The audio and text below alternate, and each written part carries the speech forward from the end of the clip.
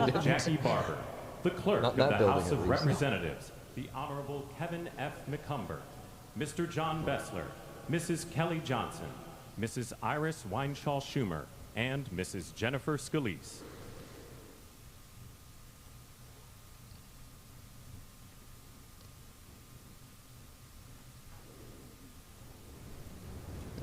There he is, Mr. 47.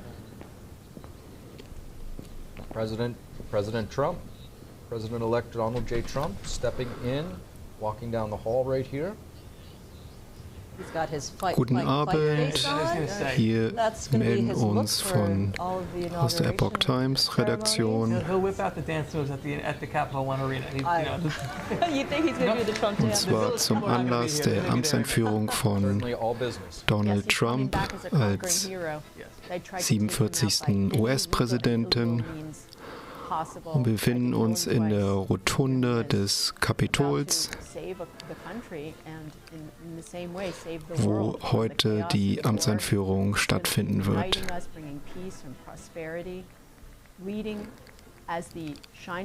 Wir haben aufgrund Personalengpässen keine simultane Besetzung für die Rede von Trump, die in ungefähr einer halben Stunde stattfindet. Aber wir werden Kommentare, Live-Kommentare Ihnen zur Verfügung stellen. Gerade haben wir gesehen, wie Donald Trump in die Rotunde betreten hat und die anderen führenden Politiker vom Kongress sind alle schon anwesend. Die Richter des Supreme Courts sind auch anwesend, als auch viele andere wichtige Persönlichkeiten wie Elon Musk und andere wichtige Unterstützer von Trump, als auch führende, als auch die ehemaligen Präsidenten Bill Clinton, Obama, Barack Obama. Really beautiful. Originals. Ladies and gentlemen, the President of the United States, the Honorable Joseph R. Biden Jr., and Vice President of the United States, the Honorable Kamala Devi Harris.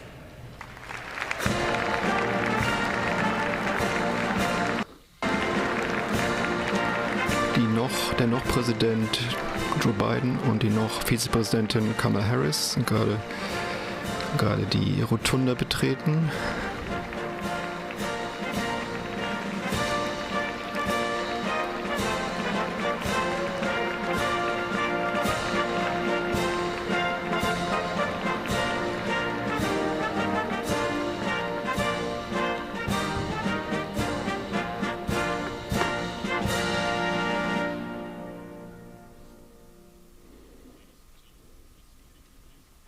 Ladies and gentlemen, escorting the Vice President-elect, the Executive Director for the Joint Congressional Committee on Inaugural Ceremonies, Mr. Michael Wagner, Senate Deputy Sergeant-at-Arms and Doorkeeper, Jason Bell, and House Deputy Sergeant-at-Arms, Mr. Sean Keating.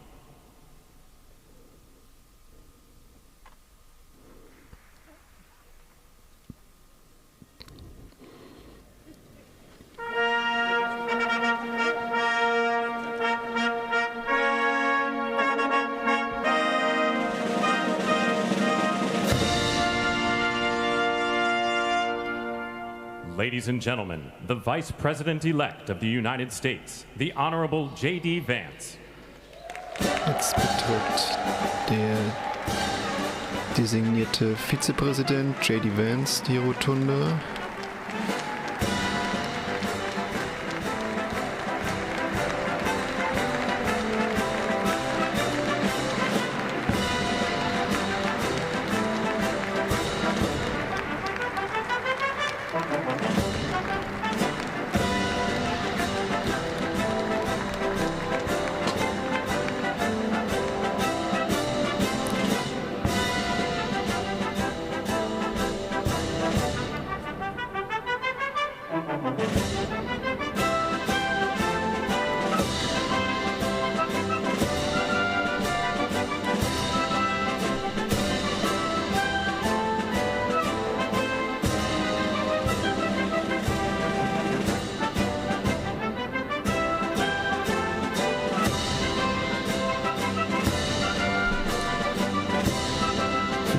gerade einschalten, wir senden hier die Live-Berichterstattung von unserem Partnersender NTD News und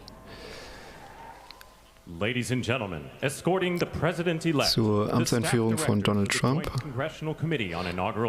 Und wir Elizabeth Farah, House Sergeant at Arms, the Honorable William P. McFarland, Senate Sergeant at Arms and Doorkeeper, the Honorable Jennifer A. Hemingway. Jetzt kommen die Führer von den beiden Häusern des Kongresses, betreten gerade die Rotunda im Kapitol. House Democratic Leader, the Honorable Hakeem Jeffries, House Majority Leader, the Honorable Steve Scalise, Speaker of the House of Representatives, the Honorable Mike Johnson, Senate Democratic Leader, the Honorable Charles E. Schumer, Ranking Member of the Joint Congressional Committee on Inaugural Ceremonies, the Honorable Deb Fischer, and Chairwoman of the Joint Congressional Committee on Inaugural Ceremonies, the Honorable Amy Klobuchar.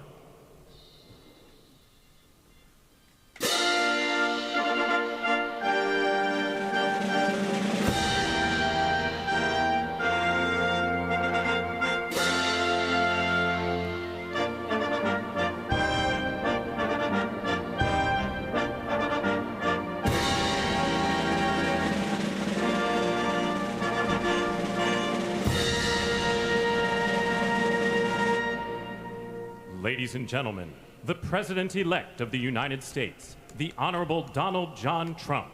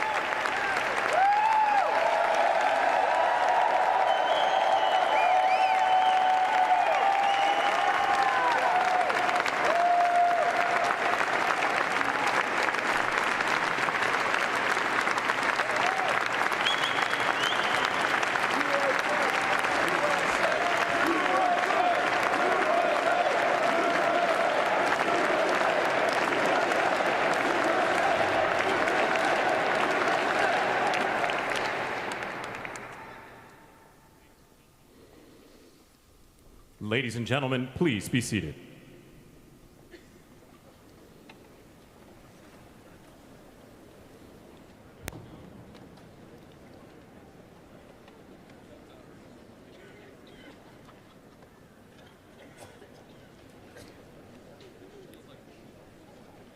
Für die gerade einschalten, wir zeigen hier die Amtseinführung von Donald Trump in der Rotunda des Kapitols in Washington, D.C.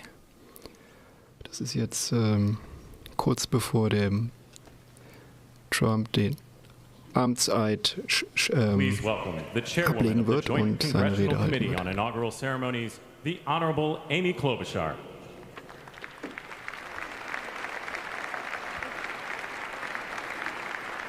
Good morning, everyone. Welcome to the 60th presidential inauguration. Today, President-elect Trump and Vice President-elect Vance will take their oaths of office, and we will witness the peaceful transfer of power at the heart of Jetzt our spricht democracy. gerade Amy Klobuchar, ein Senator, für die Einführung der. For the past year, I've chaired the Sie ist inaugural ceremony committee, Vorsitzende which des includes the Ausschusses für die leadership of Organisation Congress der from both Amtseinführung. parties. We thank the committee and Capitol staff and law enforcement who worked so hard over the last year, and especially the last 3 days. You've done a beautiful job, and you have shown grace under pressure. Sie bedankt sich für die Mitarbeiter der Organisationskomitees. Our theme this year is our enduring democracy. the presence of so many presidents and vice presidents here today is truly a testament to that endurance. We welcome President Biden and Dr. Biden. We welcome Vice President Harris and Doug Emhoff, President Obama, President Clinton and Secretary Clinton, President Bush and Laura Bush, Vice President Pence, Vice President Quayle and Marilyn Quayle. The justices of the United States Supreme Court are with us, all 9 of them, I counted. Und sie begrüßt auch die anwesenden Richter des obersten Gerichtshofes, This ceremony als auch marks what will Trump soon be and 250 years of our democracy. It is the moment when leaders, elevated by the will of the people, promise to be faithful to our Constitution, to cherish and defend it. It is the moment when they become, as we all should be, the guardians of our country. Through war and peace, through adversity and prosperity, we hold this inauguration every 4 years, and today it falls on Martin Luther King Day. A further reminder that we must strive to uphold the values enshrined in our Constitution, the freedoms, the liberties, welcher ein and as is Feiertag in den inscribed Vereinigten on the Staaten entrance ist. of the United States Supreme Court, equal justice under law. Da waren gerade die Richter des obersten Gerichtshofes zu sehen, alle 9 anwesend. But what makes this moment more than a passing ceremony is all who are watching it across the country, the people of this nation, the ordinary people doing extraordinary things. President Kennedy, who at one point worked as a senator in this building and would often walk through this very rotunda, once said, "In a democracy, every citizen, regardless of interest in politics, holds office. Every one of us Sie is zitiert in a gerade position Kennedy, of der gesagt hat, dass responsibility. With that Bedeutung der responsibility of citizenship comes an Amtseinführung und die obligation Bedeutung not to des seek out Kongresses malice, as für die President Lincoln Vertretung once der reminded us, but Bürger to der view others with the Vereinigten generosity Staaten. of spirit despite our differences. With that responsibility of leadership comes an obligation to stand our ground when we must and find common ground when we can. With everything swirling around us, the hot mess of division, it is on all of us, to quote an incredible songwriter who just happened to be born in my state, to ensure that our nation's democracy is our shelter from the storm. There's a reason this ceremony takes place at the Capitol. In other countries, it might be in a presidential palace or a gilded executive office building. Here, it is traditionally held at the Capitol, the People's House. It is a fitting reminder of the system of checks and balances that is the very foundation of our government, 3 equal branches of government. That is how, for nearly 250 years, our great American experiment, grounded in the rule of law, has endured. So, as we inaugurate a new president and vice president, let us remember that the power of those in this room comes from the people. The construction workers who build our country, the teachers and healthcare workers who nurture us, the troops defending our freedoms, and yes, the firefighters in Los Angeles putting themselves on the line for us.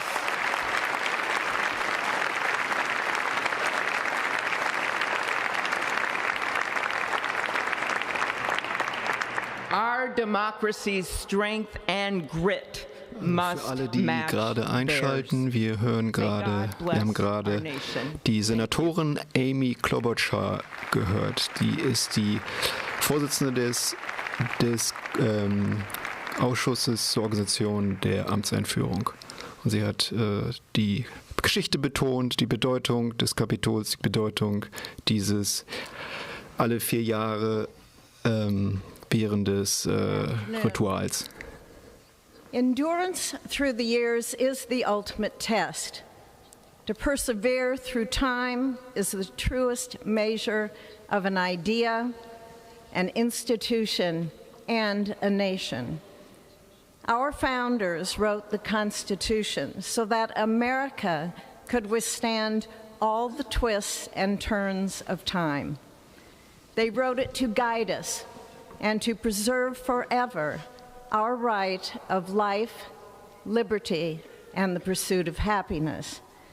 But as much as the truths and principles enshrined in our Constitution remain the same, our democracy promises the American people the power to change, to chart their own destiny. That's the beauty. That is the importance of democracy. It allows the endurance, the permanence of a nation through change. It allows nations like our United States both to avoid the obstacles and to seize the opportunities God has placed before us, all while staying true to our founding principles. Today is our country's 60th inauguration ceremony. Like all the others before it, it is a celebration of our right to set our uniquely American course.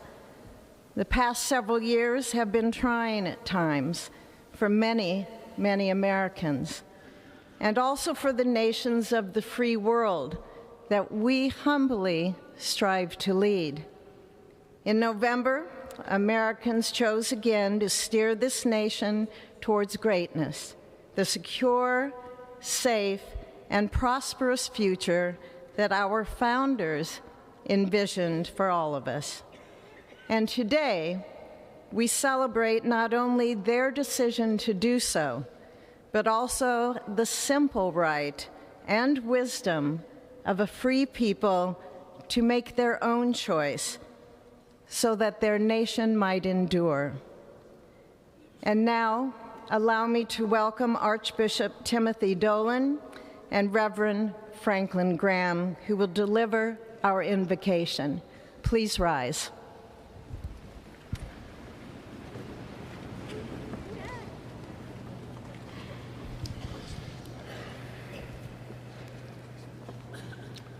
Be still and know that I am God, supreme among the nations, supreme on the earth. Let us pray. Remembering General George Washington on his knees at Valley Forge, recalling Abraham Lincoln at his second inaugural, with malice toward none, with charity for all, with firmness in the right as God gives us to see the right. Remembering General George Patton's instructions to his soldiers as they began the Battle of the Bulge 8 decades ago: pray. Pray when fighting, pray alone, pray with others, pray by night, pray by day. Observing the birthday of the Reverend Martin Luther King, who warned, without God, our efforts turn to ashes. We, blessed citizens of this one nation under God, humbled by our claim that in God we trust, gather indeed this inauguration day to pray for our President Donald J. Trump, his family, his advisors, his cabinet, his aspirations, his vice president. Donald Trump. Und Moment spricht der Bischof von New York, der die göttliche Gnade anruft.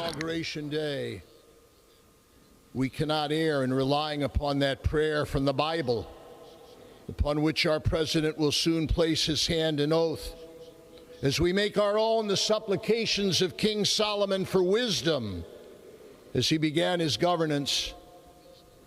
God of our fathers, in your wisdom you set man to govern your creatures, to govern in holiness and justice, to render justice with integrity. Give our leader wisdom, for he is your servant, aware of his own weakness and brevity of life.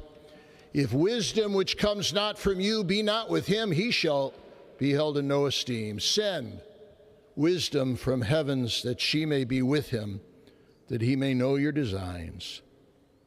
Please, God, bless America. Please, mend her every flaw. You are the God in whom we trust, who lives and reigns forever and ever. Amen.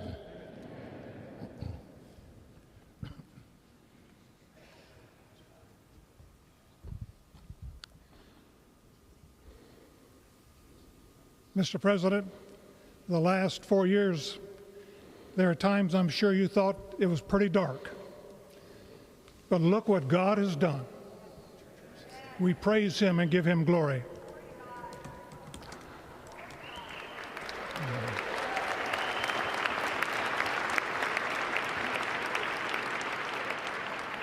Let us pray.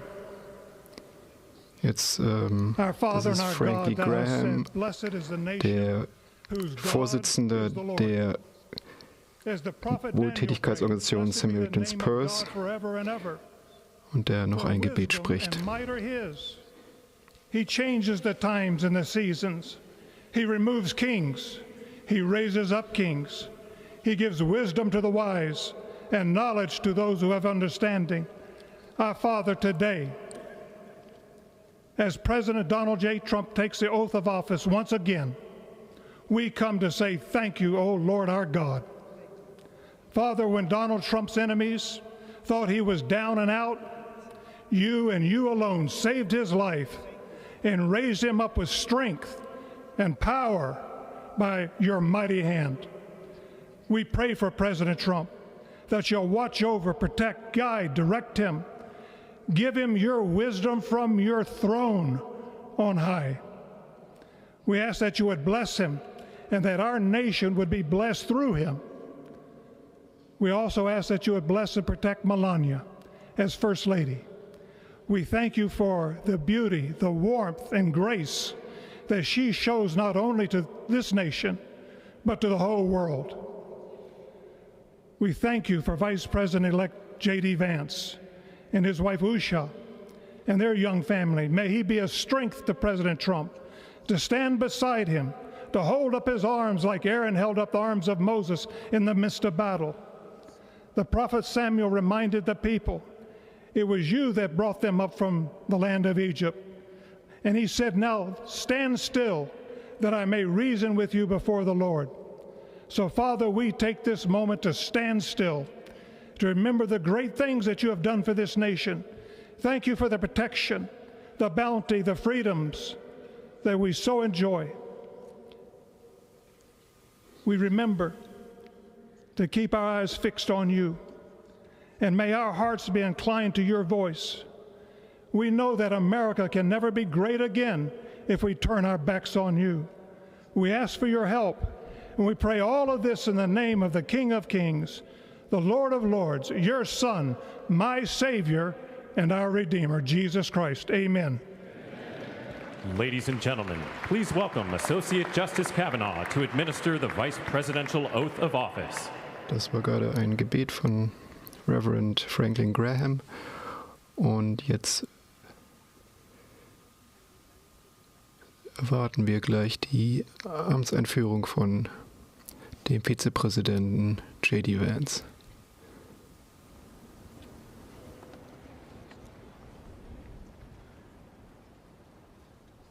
Da sehen wir seine Familie, Usha und ihre beiden Söhne und Töchter.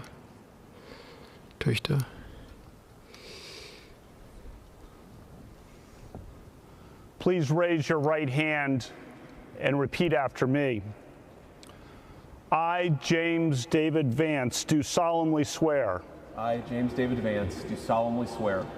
That I will support and defend the Constitution of the United States. That I will support and defend the Constitution of the United States. Against all enemies, foreign and domestic. Against all enemies, foreign and domestic. That I will bear true faith. That I will bear true faith. And allegiance to the same. And allegiance to the same. That I take this obligation freely. That I take this obligation freely. Without any mental reservation. Without any mental reservation. Or purpose of evasion. Or purpose of evasion. And that I will well and faithfully discharge. And that I will well and faithfully discharge. The duties of the office. The duties of the office. On which I am about to enter. On which I am about to enter. So help me God. So help me God. Congratulations, Mr. Vice President. wurde gerade offiziell J.D. Vance als 47. Vizepräsident eingeführt. Das war der Supreme Court Justice Brett Kavanaugh, hat den Amtseid geleistet. Und Ladies and gentlemen, please welcome Chief Justice Roberts to administer the presidential oath of office. Jetzt ist der Vorsitzende Richter vom Supreme Court.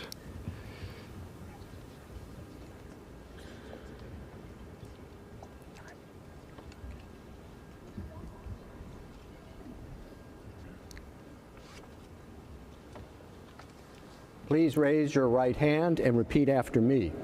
I, Donald John Trump, do solemnly swear. I, Donald John Trump, do solemnly swear. That I will faithfully execute. That I will faithfully execute. The office of President of the United States. The office of President of the United States. And will, to the best of my ability.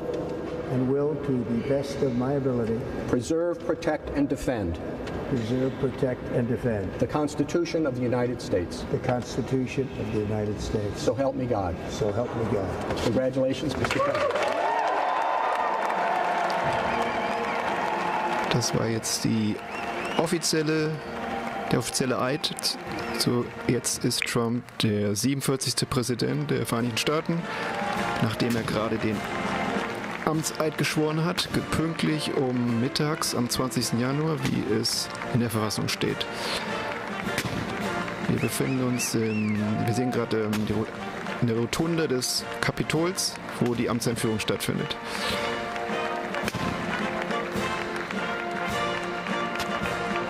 Wir sehen die Familie von Trump, gratuliert ihn.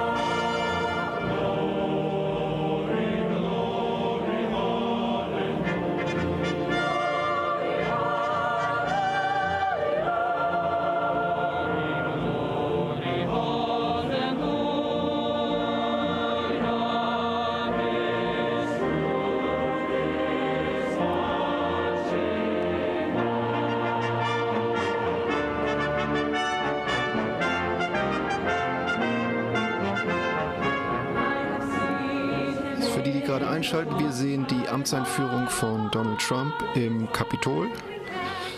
Aufgrund des Wetters wurde es nach innen verlegt. Und gerade hat Trump seinen Amtseid abgeleistet. Das heißt, offiziell ist er jetzt der 47. Präsident.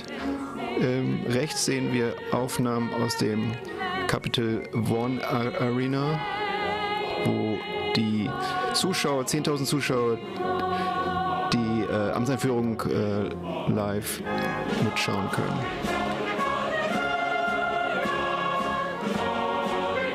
In der Rotunda sind die wichtigsten Führer, die Führer im Abgeordnetenhaus, Senatoren, Abgeordnete, Familienmitglieder und Präsidenten und Richter anwesend.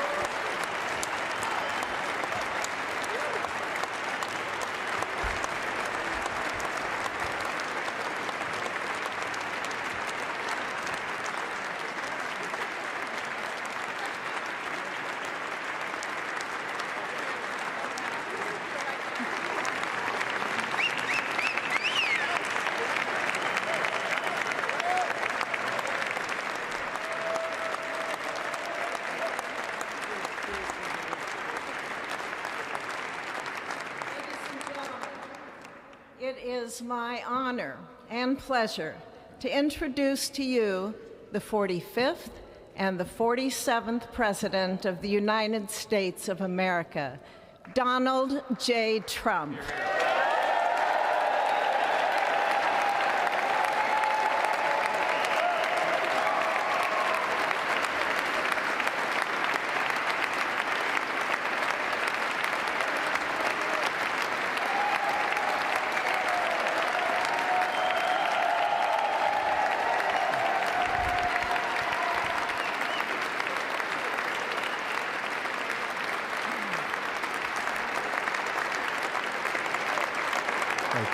Thank you very much, everybody. Well, thank you very, very much. Vice President Vance, Speaker Johnson, Senator Thune, Chief Justice Roberts, Justices of the United States Supreme Court, President Clinton, President Bush, President Obama, President Biden, Vice President Harris, and my fellow citizens. The golden age of America begins right now.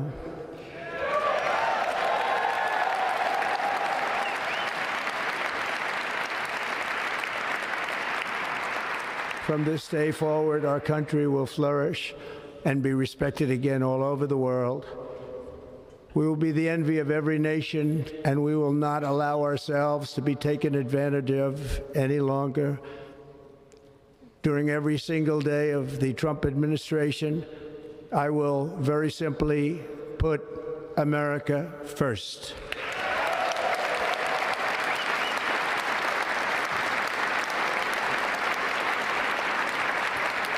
Our sovereignty will be reclaimed. Our safety will be restored. The scales of justice will be rebalanced.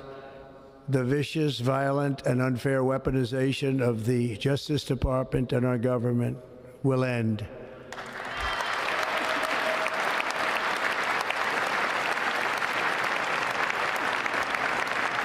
And our top priority will be to create a nation that is proud, prosperous, and free.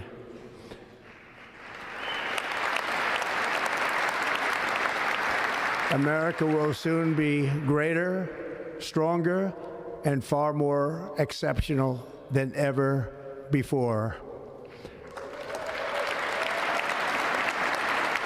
I return to the presidency confident and optimistic that we are at the start of a thrilling new era of national success. A tide of change is sweeping the country, sunlight is pouring over the entire world, and America has the chance to seize this opportunity like never before. But first, we must be honest about the challenges we face. While they are plentiful, they will be annihilated by this great momentum that the world is now witnessing in the United States of America. As we gather today, our government confronts a crisis of trust. For many years, a radical and corrupt establishment has extracted power and wealth from our citizens while the pillars of our society lay broken and seemingly in complete disrepair. We now have a government that cannot manage even a simple crisis at home, while at the same time stumbling into a continuing catalog of catastrophic events abroad. It fails to protect our magnificent, law-abiding American citizens, but provides sanctuary and protection for dangerous criminals, many from prisons and mental institutions that have illegally entered our country from all over the world. We have a government that has given unlimited funding to the defense of foreign borders, but refuses to defend American borders or, more importantly, its own people. Our country can no longer deliver basic services in times of emergency, as recently shown by the wonderful people of North Carolina, been treated so badly.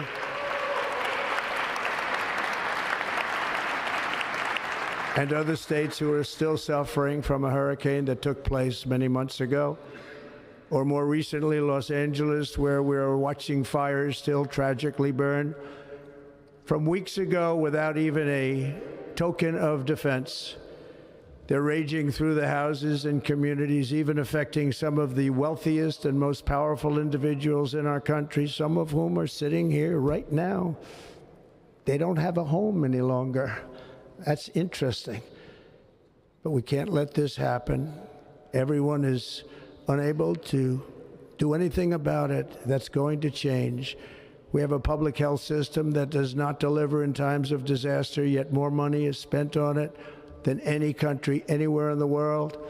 And we have an education system that teaches our children to be ashamed of themselves in many cases, to hate our country despite the love that we try so desperately to provide to them. All of this will change starting today, and it will change very quickly.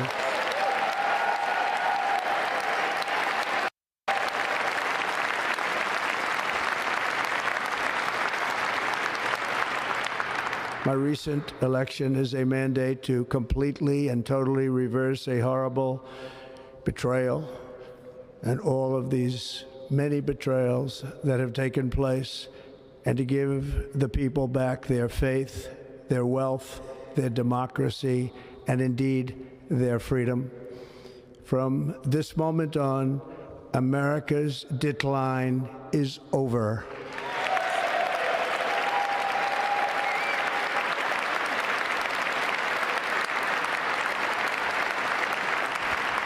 Our liberties and our nation's glorious destiny will no longer be denied, and we will immediately restore the integrity, competency, and loyalty of America's government. Over the past 8 years, I have been tested and challenged more than any president in our 250-year history, and I've learned a lot along the way.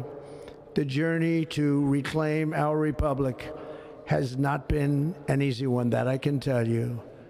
Those who wish to stop our cause have tried to take my freedom and indeed to take my life.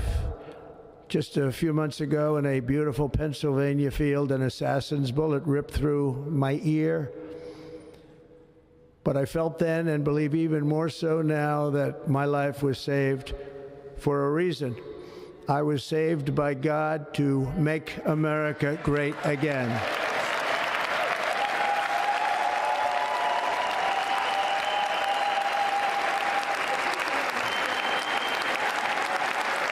Thank you.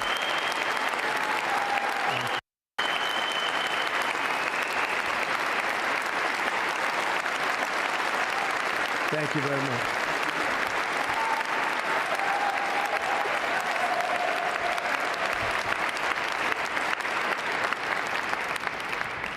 That is why each day under our administration of American patriots, we will be working to meet every crisis with dignity and power and strength.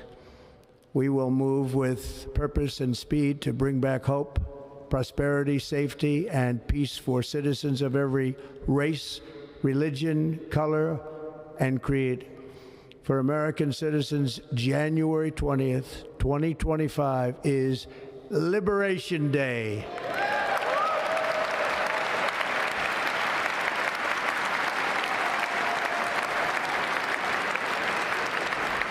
It is my hope that our recent presidential election will be remembered as the greatest and most consequential election in the history of our country.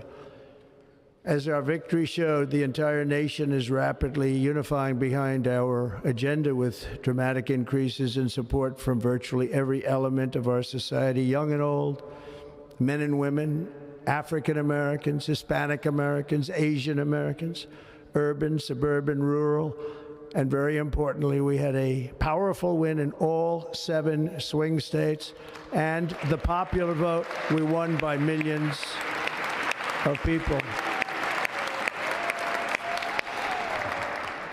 To the Black and Hispanic communities, I want to thank you for the tremendous outpouring of love and trust that you have shown me with your vote. We set records, and I will not forget it. I've heard your voices in the campaign, and I look forward to working with you in the years to come. Today is Martin Luther King Day, and his honor, this will be a great honor, but in his honor we will strive together to make his dream a reality. We will make his dream come true.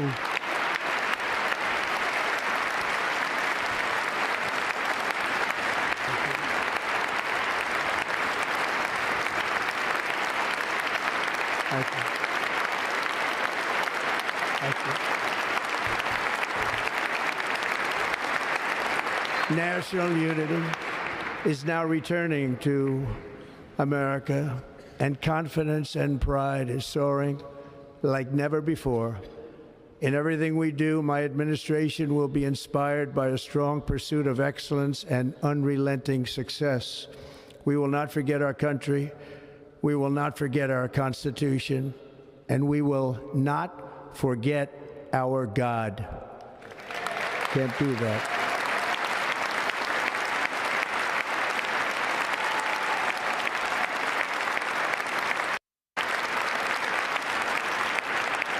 Today, I will sign a series of historic executive orders. With these actions, we will begin the complete restoration of America and the revolution of common sense. It's all about common sense. First, I will declare a national emergency at our southern border.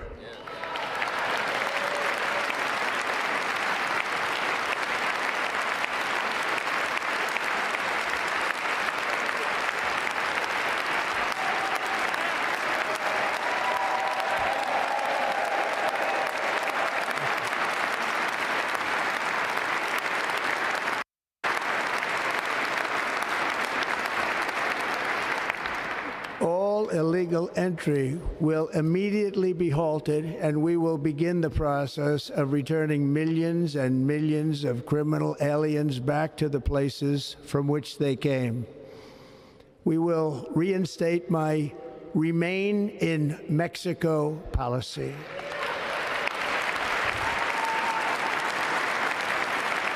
I will end the practice of catch and release. And I will send troops to the southern border to repel the disastrous invasion of our country.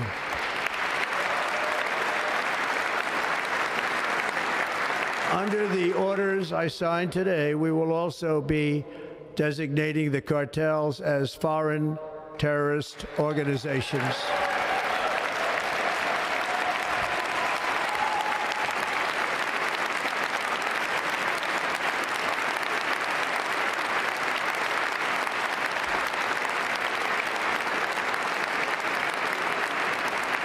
And by invoking the Alien Enemies Act of 1798, I will direct our government to use the full and immense power of federal and state law enforcement to eliminate the presence of all foreign gangs and criminal networks, bringing devastating crime to U.S. soil, including our cities and inner cities.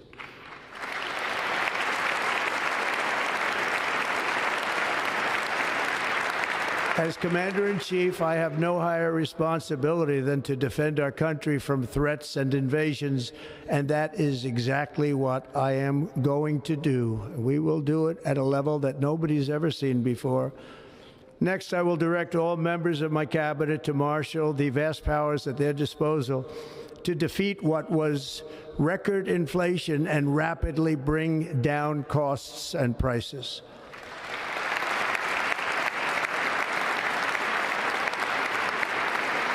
The inflation crisis was caused by massive overspending and escalating energy prices, and that is why today I will also declare a national energy emergency. We will drill, baby, drill.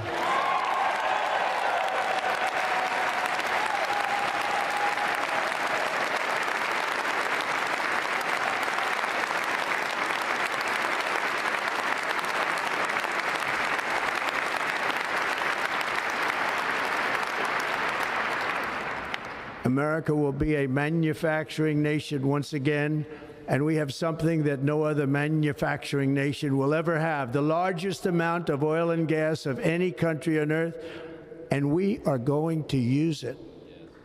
Let me use it. We will bring prices down, fill our strategic reserves up again, right to the top, and export American energy all over the world. We will be a rich nation again, and it is that liquid gold under our feet that will help to do it.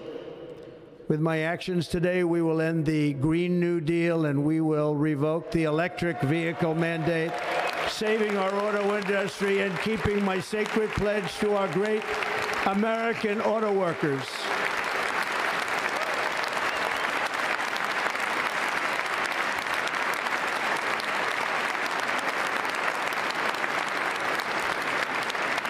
In other words, you'll be able to buy the car of your choice. We will build automobiles in America again at a rate that nobody could have dreamt possible just a few years ago. And thank you to the auto workers of our nation for your inspiring vote of confidence. We did tremendously with their vote. I will immediately begin the overhaul of our trade system to protect American workers and families. Instead of taxing our citizens to enrich other countries, we will tariff and tax foreign countries to enrich our citizens.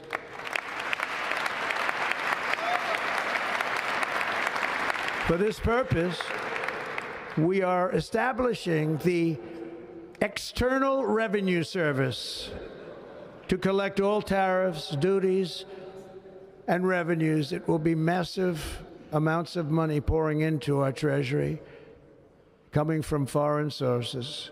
The American dream will soon be back and thriving like never before. To restore competence and effectiveness to our federal government, my administration will establish the brand new Department of Government Efficiency.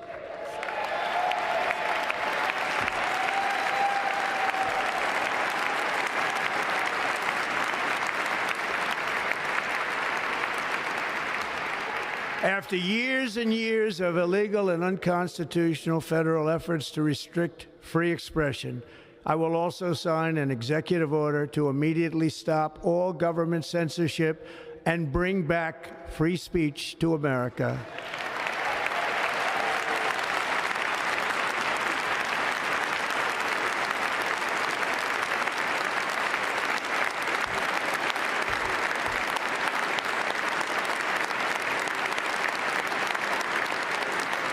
Never again will the immense power of the state be weaponized to persecute political opponents, something I know something about. We will not allow that to happen. It will not happen again. Under my leadership, we will restore fair, equal, and impartial justice under the constitutional rule of law.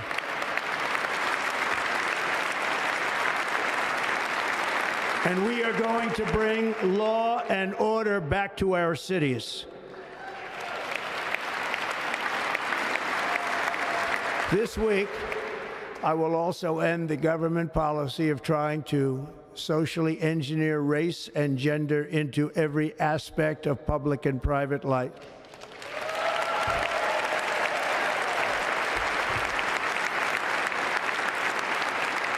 We will forge a society that is colorblind and merit-based.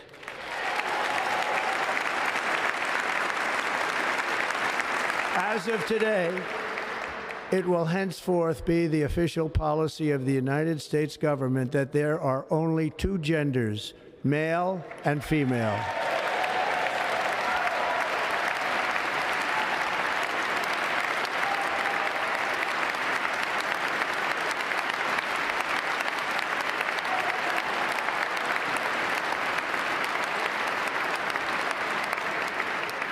This week, I will reinstate any service members who were unjustly expelled from our military for objecting to the COVID vaccine mandate with full back pay.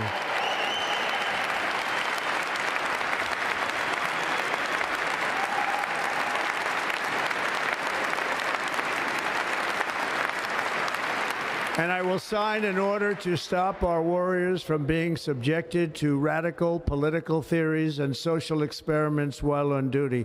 It's going to end immediately. Our armed forces will be freed to focus on their sole mission, defeating America's enemies.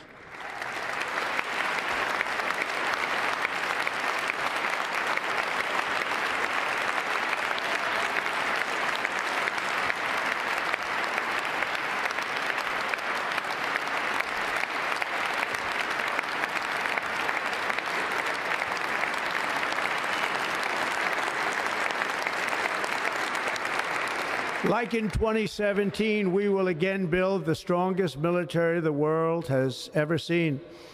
We will measure our success not only by the battles we win, but also by the wars that we end, and perhaps most importantly, the wars we never get into.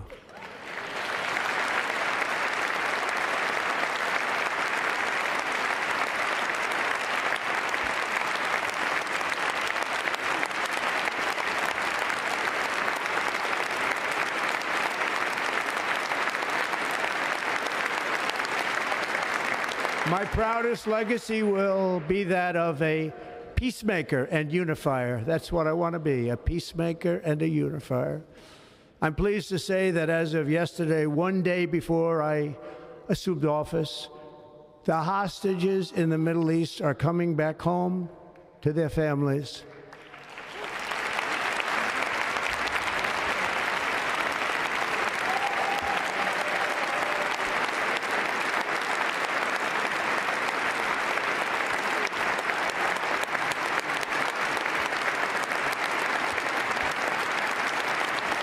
Thank you. America will reclaim its rightful place as the greatest, most powerful, most respected nation on earth, inspiring the awe and admiration of the entire world. A short time from now, we are going to be changing the name of the Gulf of Mexico to the Gulf of America, and we will restore the name of a great president, William McKinley, to Mount McKinley, where it should be and where it belongs.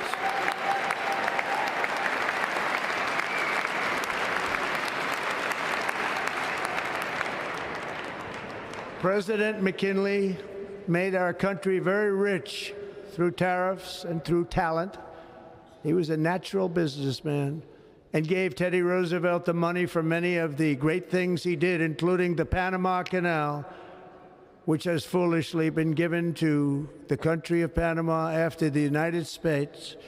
The United States, I mean, think of this, spent more money than ever spent on a project before and lost 38,000 lives in the building of the Panama Canal.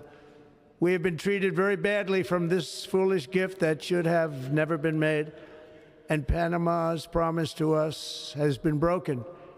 The purpose of our deal and the spirit of our treaty has been totally violated. American ships are being severely overcharged and not treated fairly in any way, shape, or form, and that includes the United States Navy. And above all, China is operating the Panama Canal, and we didn't give it to China, we gave it to Panama, and we're taking it back.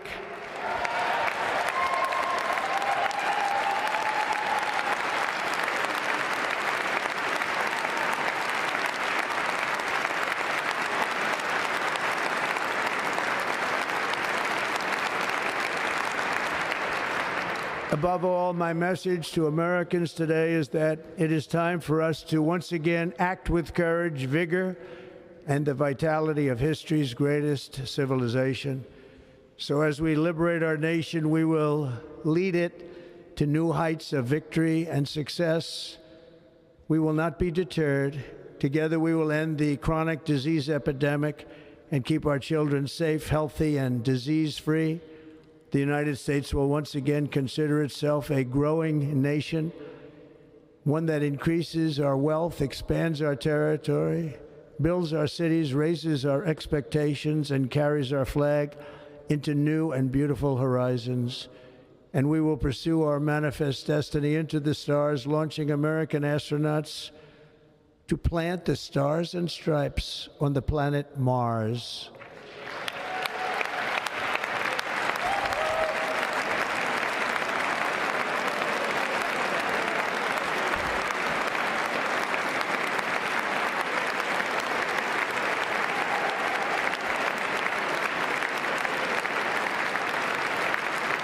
Ambition is the lifeblood of a great nation, and right now our nation is more ambitious than any other. There's no nation like our nation.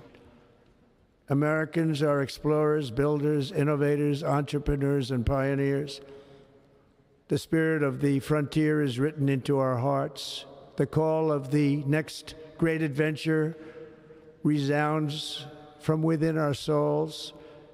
Our American ancestors turned a small group of colonies on the edge of a vast continent into a mighty republic of the most extraordinary citizens on earth. No one comes close. Americans pushed thousands of miles through a rugged land of untamed wilderness. They crossed deserts, scaled mountains, braved untold dangers, won the Wild West, ended slavery, rescued millions from tyranny, lifted billions from poverty, harnessed electricity, split the atom, launched mankind into the heavens, and put the universe of human knowledge into the palm of the human hand. If we work together, there is nothing we cannot do and no dream we cannot achieve. Many people thought it was impossible for me to stage such a historic political comeback. But as you see today, here I am. The American people have spoken.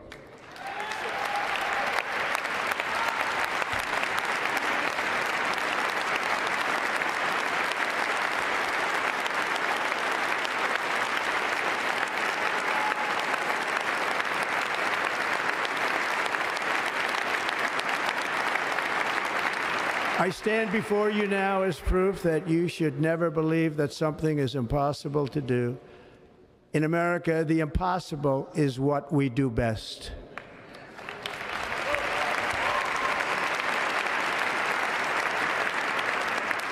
From New York to Los Angeles, from Philadelphia to Phoenix, from Chicago to Miami, from Houston to right here in Washington, D.C., our country was forged and built by the generations of patriots who gave everything they had for our rights and for our freedom.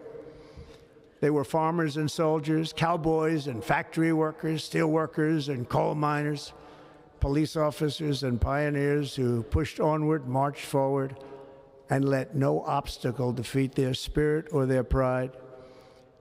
Together they laid down the railroads, raised up the skyscrapers, built great highways, won 2 world wars, defeated fascism and communism, and triumphed over every single challenge that they faced. After all we have been through together, we stand on the verge of the 4 greatest years in American history. With your help, we will restore America, promise, and we will rebuild the nation that we love, and we love it so much. We are one people, one family, and one glorious nation under God. So to every parent who dreams for their child, and every child who dreams for their future, I am with you, I will fight for you, and I will win for you. We are going to win like never before.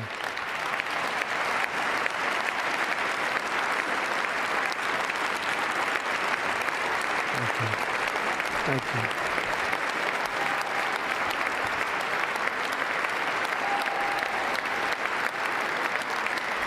Thank you.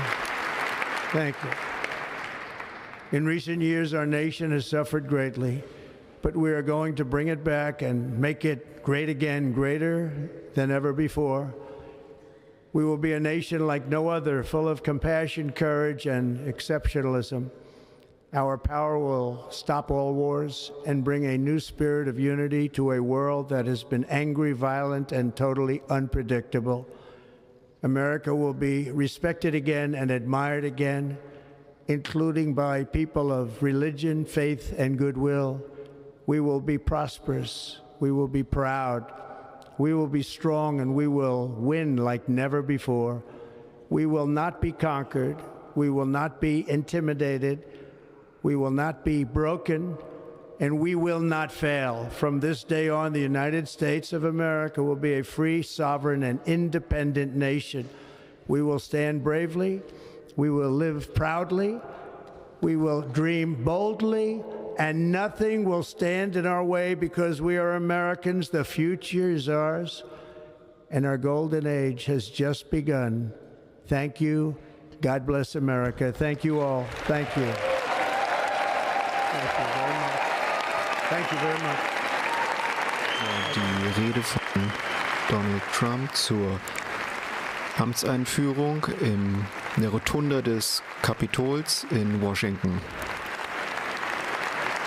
Nachdem er zuvor den Amtseid geschworen hat, hat er seine ungefähr 35-minütige Rede gehalten.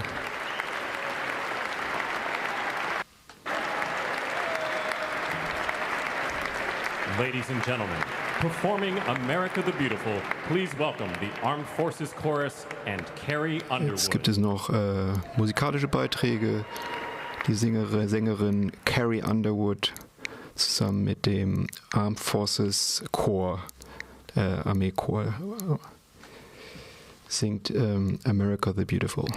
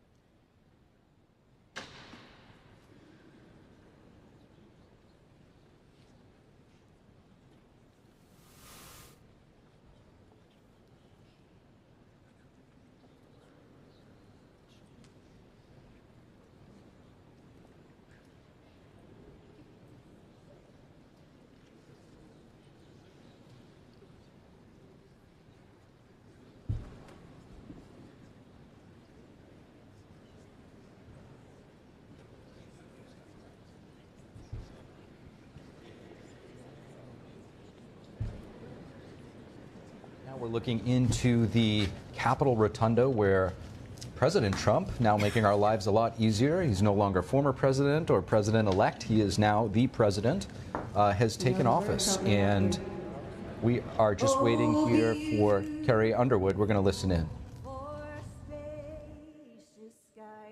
For amber waves of grain, for purple mountain majesties above the fruited plain.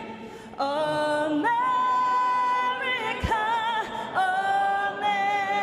America, God shed His grace on thee and crown thy good with brotherhood from sea to shining sea.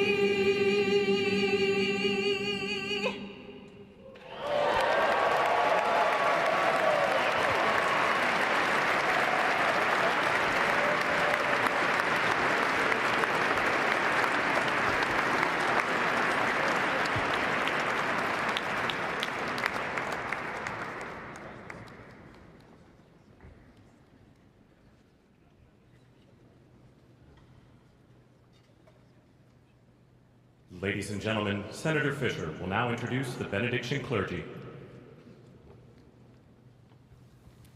I now call on Rabbi Ari Berman, Pastor Lorenzo Sewell, and Reverend Frank Mund to provide prayers of benediction. Drei Segenssprüche. Zuerst kommt Rabbi Ari Berman.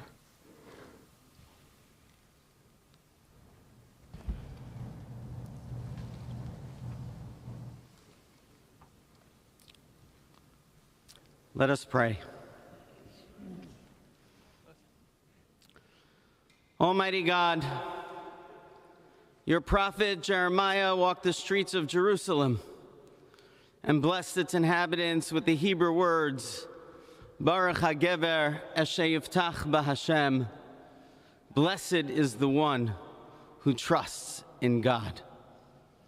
Thousands of years later, this great nation, which adopted these words as its motto, "In God we trust," stands at a moment of historic opportunity. Americans are searching for meaning. Our merciful Father, help us rise to meet this moment. Bless President Donald J. Trump and Vice President J.D. Vance with the strength and courage to choose the right and the good. Unite us around our foundational biblical values of life and liberty, of service and sacrifice, and especially of faith and morality, which George Washington called the indispensable supports of American prosperity. Guide our schools and college campuses, which have been experiencing such unrest, to inspire the next generation to pair progress with purpose, knowledge with wisdom, and truth with virtue. Hear the cry of the hostages, both American and Israeli, whose pain our president so acutely feels. We are so thankful for the 3 young women who yesterday returned home, and pray that the next 4 years brings peace to Israel and throughout the Middle East. Almighty God, grant all Americans the opportunity to realize our shared dream of a life filled with peace and plenty, health and happiness, compassion and contribution. Stir within us the confidence to rise to this moment. For while we trust in God, God's trust is in us, the American people. America is called to greatness, to be a beacon of light and a mover of history. May our nation merit the fulfillment of Jeremiah's blessing, that like a tree planted by water, we shall not cease to bear fruit. May all of humanity experience your love and your blessing. May it be thy will, and let us say, Amen. Let us pray for our 47th president. Heavenly Father, we're so grateful that you gave our 45th and now our 47th president a millimeter miracle. We are grateful that you are the one that have called him for such a time as this, that America would begin to dream again. We pray that we would fulfill the true meaning of our creed, that we hold these truths to be self-evident, that all men are created equal. We pray that you use our president, that we will live in a nation where we will not be judged by the color of our skin, but by the content of our character. Heavenly Father, in the name of Jesus, we are so grateful today that you will use our 47th president so we would sing with new meaning, my country, 'tis of thee. Sweet land of liberty, of thee I sing. Land where my fathers died, land of the pilgrim's pride, from every mountainside. Let freedom ring, and because America is called to be a great nation, we believe that you will make this come true. So let freedom ring.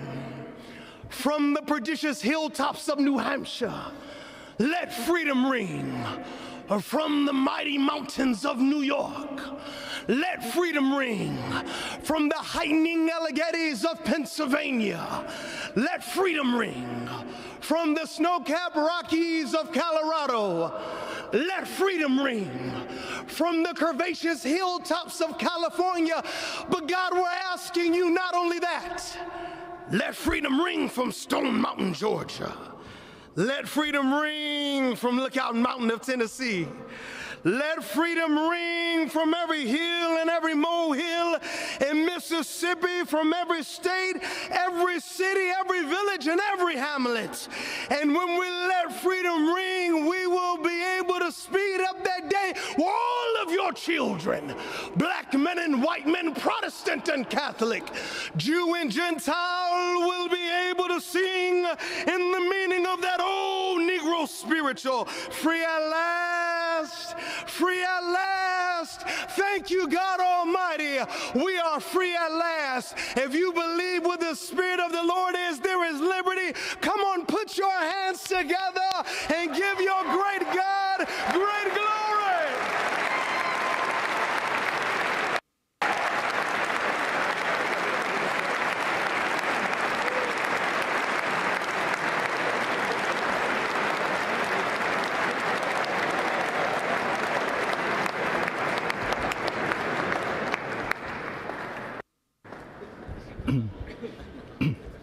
Almighty and eternal God, we gather here today in reverence, joined in our shared hopes and dreams for our beloved nation. In this sacred moment of the inauguration of President Donald J. Trump and Vice President J.D. Vance, we turn our hearts to you, seeking your divine assistance and abundant blessings upon this pivotal moment in history. We come before you with profound gratitude for the many gifts you have bestowed upon our land. Thank you for the freedoms we cherish, for the strength of our communities, and for the resilience of our spirit. As our President and Vice President embrace their newly appointed roles, we humbly implore that your everlasting love and wisdom will envelop them. Grant them the clarity of mind to navigate the challenges that lie ahead, and the compassion to serve all citizens with fairness and integrity. May their hearts be filled with a giving spirit and sincere understanding for those whom they represent. May they be beacons of hope in times of uncertainty and prophetic voices in defending the dignity of all created life. We pray for a spirit of collaboration to flourish in our government and across our nation, fostering an environment where dialogue and heartfelt listening will prevail over division or discord. May each decision made by our President and Vice President reflect the values of justice and peace. As we embark on this new chapter, we also seek your comfort, O God, for those who feel lost or disheartened. In this time of transition, may your light shine upon them, reaffirming their belief in a brighter tomorrow.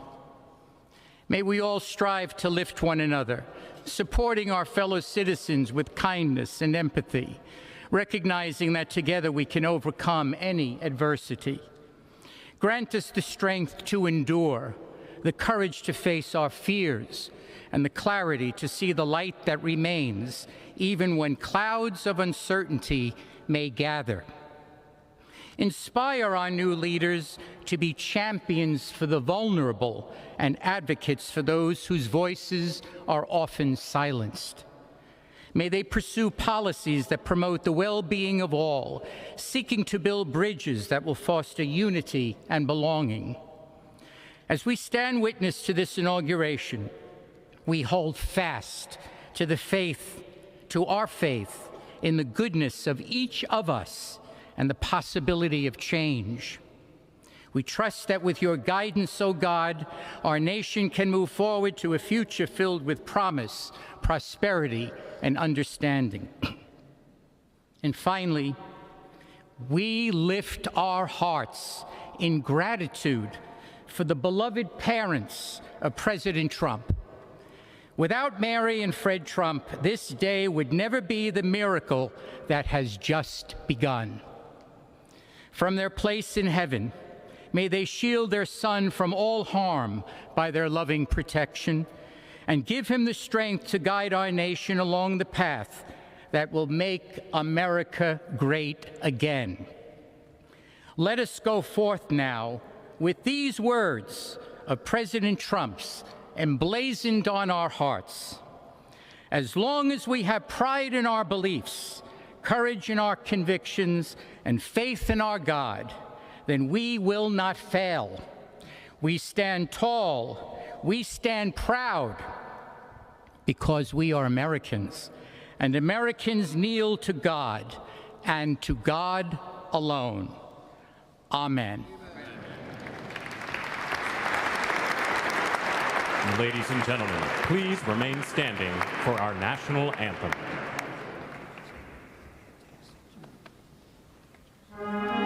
Jetzt gibt es noch die Nationalhymne, gesungen vom Opernsänger Chris DeMarchio.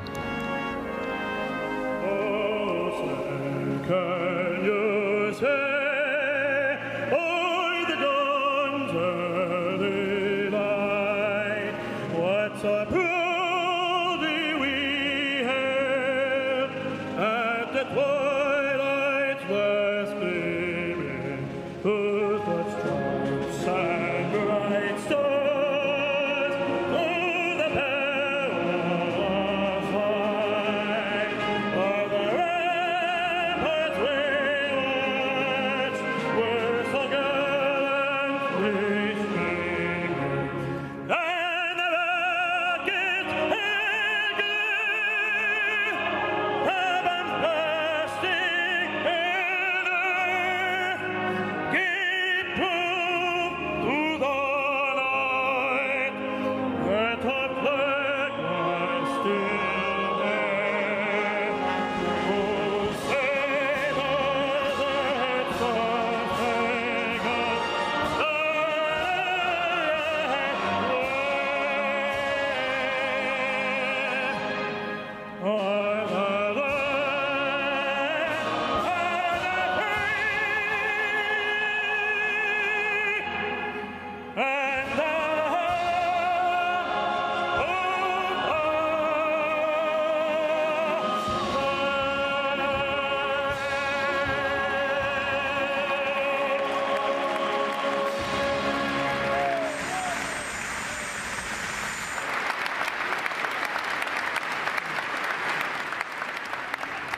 Ladies and gentlemen, please be seated.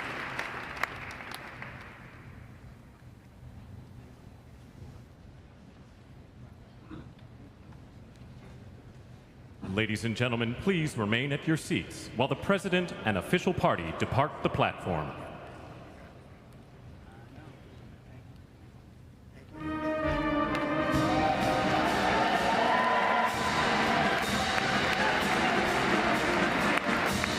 There you have it, folks. The 47th President of the United States of America, Donald J. Trump, is taking the oath of office. And right now, the Übertragung für die Amtseinführung von Donald Trump. And they're going to be making their way back up Pennsylvania Avenue, perhaps to the Capital One Arena shortly. You're also going to see President Biden departing. We're going to bring you that. Marine One, the chopper, will be taking him away. And now it's a new. Hiermit beginnt eine neue Amtszeit für Trump. Carla, a lot of things were talked about in his speech. Many things to note. He talked about the opening line, the golden age of America starts now. He talked about the weaponization of the Department of Justice stopping now, and the balance of the judicial system coming back to the center. A few other things. He acknowledged Martin Luther King Day, which is today as well. He talked about energy, unleashing American energy, law and order, that there will only be two genders when he talked about some of the executive orders. What do you make of this speech? It wasn't one of his longest, but it was certainly packed with policy. Packed with policy. I think it says America's back. We're reverting to our mean of good policy, common sense policy that most Americans have been really pining for. Our country's been going in a bad direction for quite a while, so I think it's a relief to most of us. Unless you're a social justice warrior, this is a great day for America. And even if you are, you're going to have more money in your pocket, so it's a great day for you too.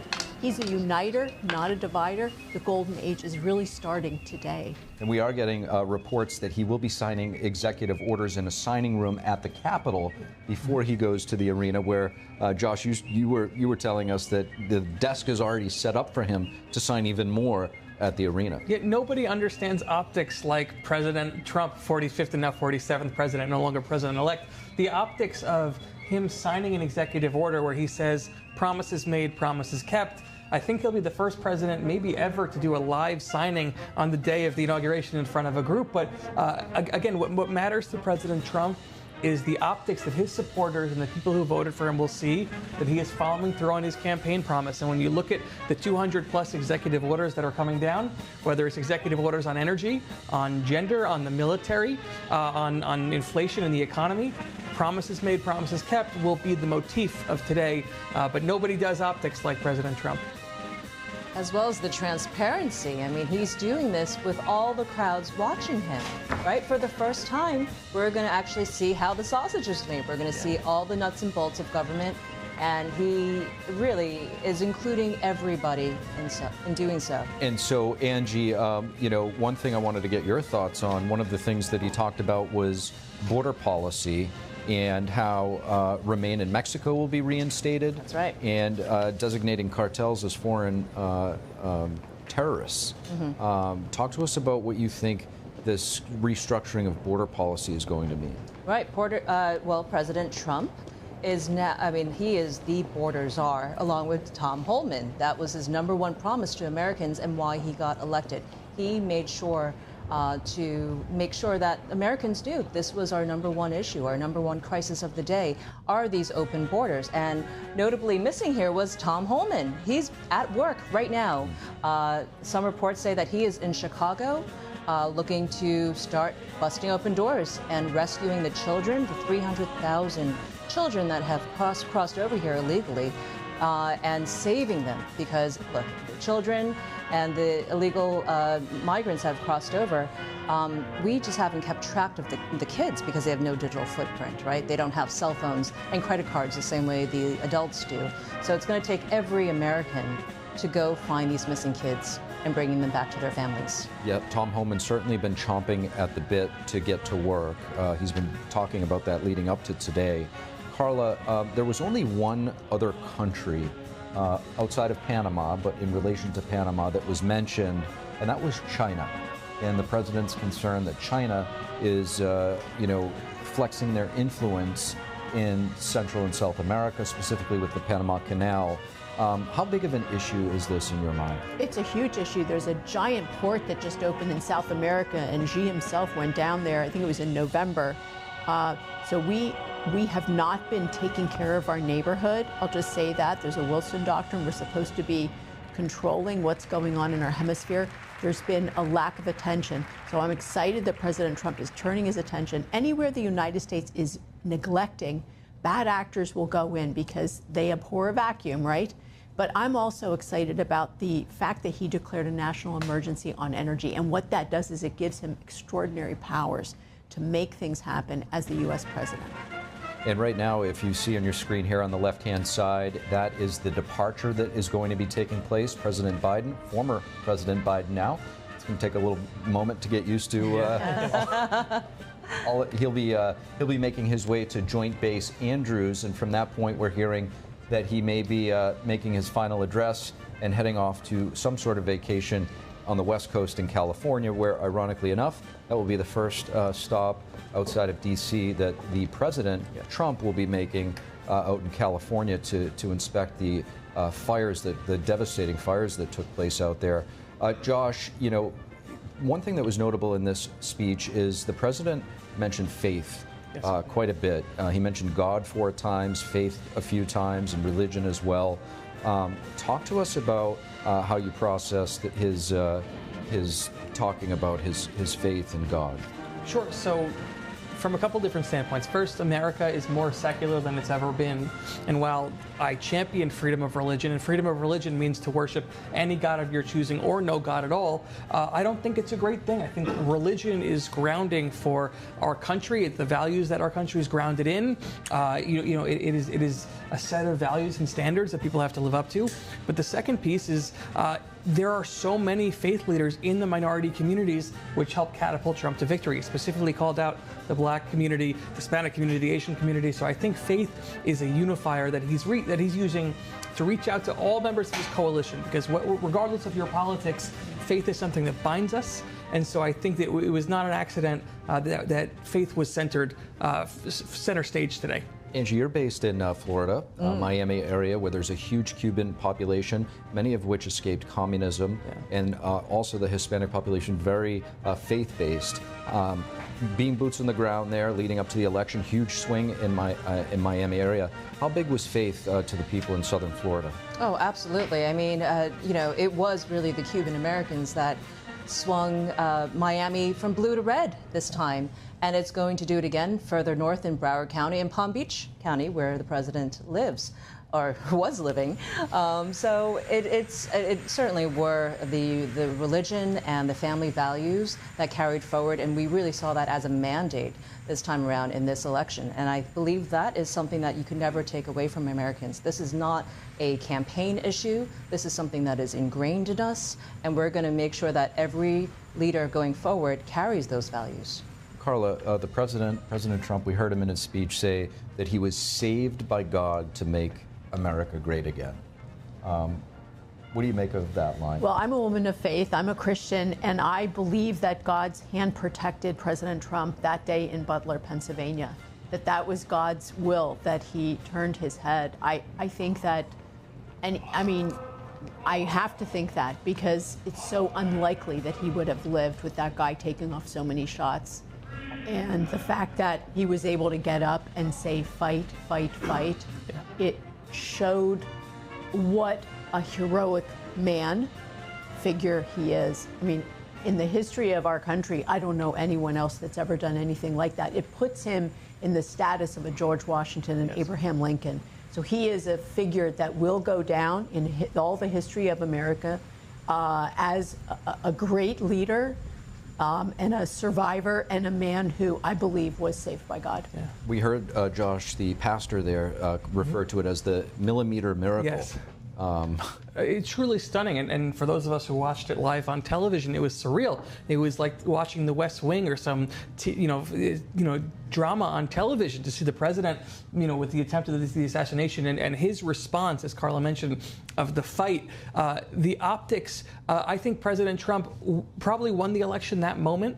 And the point I want to make here is Joe Biden, who we'll see leaving in a little bit, is the oldest sitting president ever. Donald Trump will become the oldest president ever. But age was an issue when Biden was in the race. Age was not an issue when Trump was in the race. And so much of it is because of how Donald Trump portrays himself. And in that moment, to see a 78-year-old man pop up and scream fight with blood streaming down his ear, it is remarkable that somebody who is now going to become the oldest president ever gives off signs of vigor and youth that Biden never did. And right now there on the screen, President Trump leading the way as they file out of the Capitol with the First Lady, Melania Trump, and Joe Biden, former President Joe Biden, and his First Lady, former First Lady Jill Biden, doing what looks like to be a family photo there with the vice presidents before they depart. And there you can see in the background the Marine One chopper that will take President Biden to Joint Base Andrews in just a moment. After they take this photograph in this very historic moment.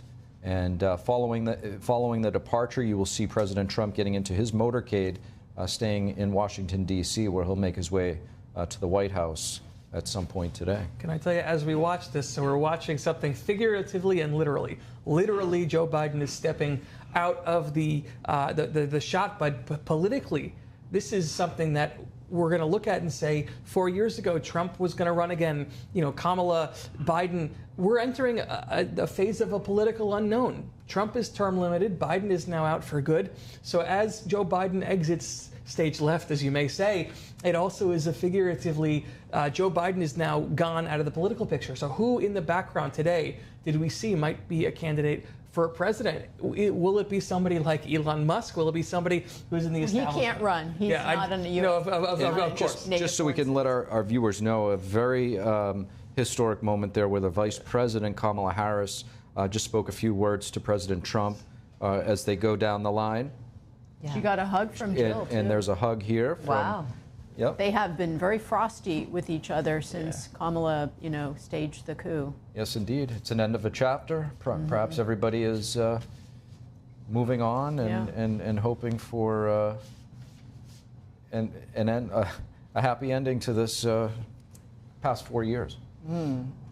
Now, how do they leave? Do they just fly on it looks Air like Force Two, or do they just fly commercial home? That's a very good question. So I know now after, and it wasn't always the case, that vice presidents have security details when they leave office. Decades ago, they keep security. It was not the case, and so it's new that we now have. Obviously, presidents have a Secret Service detail, but we honor our vice presidents for their service with security going forward as well. So Kamala will be the former vice president now. Will she make a political comeback? And is this the last we've seen of her? Maybe we'll see in 4 years back at this desk. Fascinating. Or less in the governor's race. There is talk of that as well in California. And they're still lining up. Yep. There are their goodbyes. Vice President J.D. Vance in the back of the screen there with his wife, Usha. And her beautiful pink outfit with the matching boots. Yeah. It reminds me a little bit of Mrs. Trump's clothing last time, all in blue from head to toe. Mm-hmm. And she went with pink. It's so youthful and pretty. Absolutely. It's a beautiful family, modern family. This is modern. This is the look of the new Republicans. That's what they embody. I think Joe Biden's quite happy to leave the stage. He looks pretty giddy. Well, can I say the irony of, as we watched Joe Biden leaving, he came in at 29 as the youngest senator in the Congress from Delaware. He leaves at 81 as the oldest president ever. And so just a remarkable 50-year career in public service coming to an end right in front of our eyes. He certainly has had quite a life and has experienced a lot of tragedy. Overcome that with his first marriage and his first wife and children being killed in a car accident. Yes. And his boys being severely injured. And I believe he actually took the oath of office to senator in the hospital while one of the boys was recovering. But within an hour or two before he left office today, he pardoned his entire family. Yes, he did. Yes, he did. And that is something that will be unpacked for the weeks to come. That is for sure. Many significant pardons today, all sort of getting put in the back burner because of this historic and significant moment here of the swearing in. President Trump will be watching him as he makes his way perhaps back into the Capitol to put some of those executive actions into effect before he makes his way down Pennsylvania Avenue. There he is right now, approaching the Capitol steps with the First Lady Melania Trump.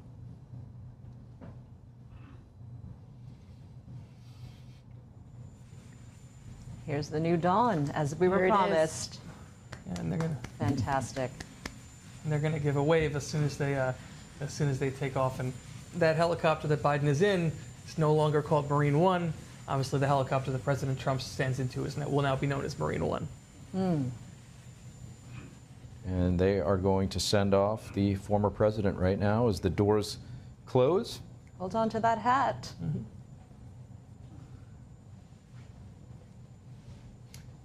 It's interesting. I think you had mentioned, Angie, the stoicism of President Trump. Right, J.D. Vance a lot more relaxed, goofing, laughing. Trump as a returning figure in his redemption arc. And I will say, as we watch him head back into the Capitol, the most remarkable political comeback in the history of the Republic. I say that as a Democrat. 2021, post-January 6th, his approvals were in the 30s. He was the most politically toxic member of the Republican Party. He now comes into office having won the popular vote. So it speaks to politics being cyclical, and that if you're down in politics, you're never out. Just like in business, he's a businessman. Yes. You never give up. Yes, and he's battle hardened now. Businessman, and J.D. Vance being a Yale guy, he's always going to keep his cool and his composure. He embodies the Yaley right there. Look, he was very relaxed. He was smiling. He was joking with his wife and people around him. I mean, this was his moment, and he was. And right now, the blades of that chopper are spinning. We are, as Biden is taking off in that helicopter, we're going to go to NTD's Melina Wisecup, who's got a bird's eye view of that situation. Melina, can you see Biden's helicopter right now from where you're standing? Yeah, actually, I think so. It's right over there near the Supreme Court, at least the one I'm seeing. I'm not sure if that's the exact one that just departed the east steps on the Capitol side, but that's the one we're seeing. We're definitely hearing those blades of the chopper up there.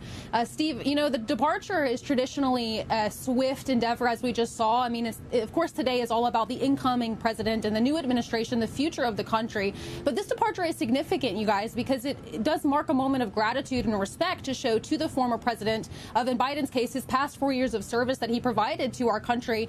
Now, we know that Biden, he says to the American people, he wants to be remembered as the president that was able to pull the nation out of that COVID-19 pandemic. He said this just on Wednesday during his farewell address. He also mentioned that newly created ceasefire deal that was created between Israel and Hamas. We know that started playing out over the weekend on Sunday with those hostages being released in exchange. Biden also mentioned he wants to be remembered for his infrastructure law that, of course, included many key priorities for the Democrats, like lowering prescription drug prices, as well as, investing in clean energy products and to fight climate change. Now, Biden also, when he was asked multiple times his next steps, here, he says he's not going to disappear, not by a long shot. He still plans to work on foreign policy and domestic policy, mainly through his Biden Institutes. He's also planning to build a presidential library. We don't know where that's going to be. It could possibly be in his home state of Delaware. So Biden says he's not leaving the political arena, although today does mark the day of his the end to his 50 years long in political service and political office, which is significant for him. That's a pretty long career in political office. So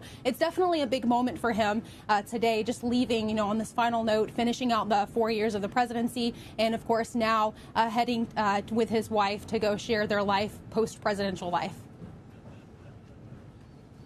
And Melina, as you're talking right now, we are seeing the helicopter take off.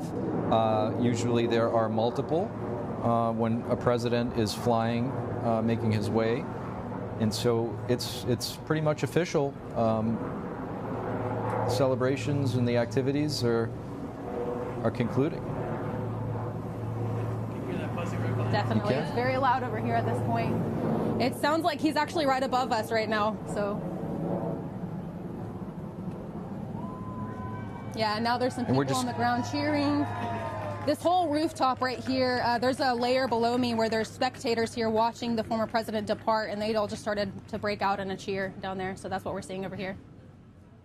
Excellent reporting. Thank you, Melina. And right now on your screen, you can see an image of the Capitol where now the flag has been lifted from half-staff to its position with, it was in the half-staff position, ordered for 30 days after Jimmy Carter, former President Jimmy Carter, passed away. But for the inauguration of President Trump, we will see that flag flying high for the remainder of the day, to which point it will be brought back down tomorrow at half-staff.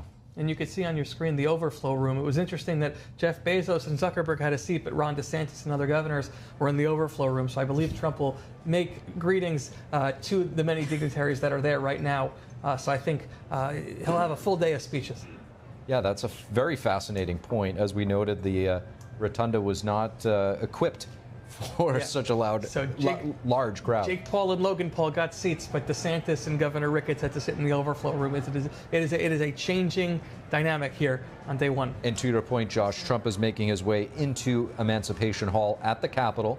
It's another room not too far down the hall from the rotunda where the swearing-in took place, to make some unscripted remarks. He should be arriving any moment. He really is the people's president, and after this he's going to go to the arena, Capital One Arena, to make his speeches to all the MAGA fans that got him into office. It looks like he may be making his way down the steps. Somehow we're back to the feed over at the Capitol to take a look there. Excuse me, not the Capitol, Capital One Arena. Capital One Arena, a lot of capitals. There's the Capitol. Lots of capitals.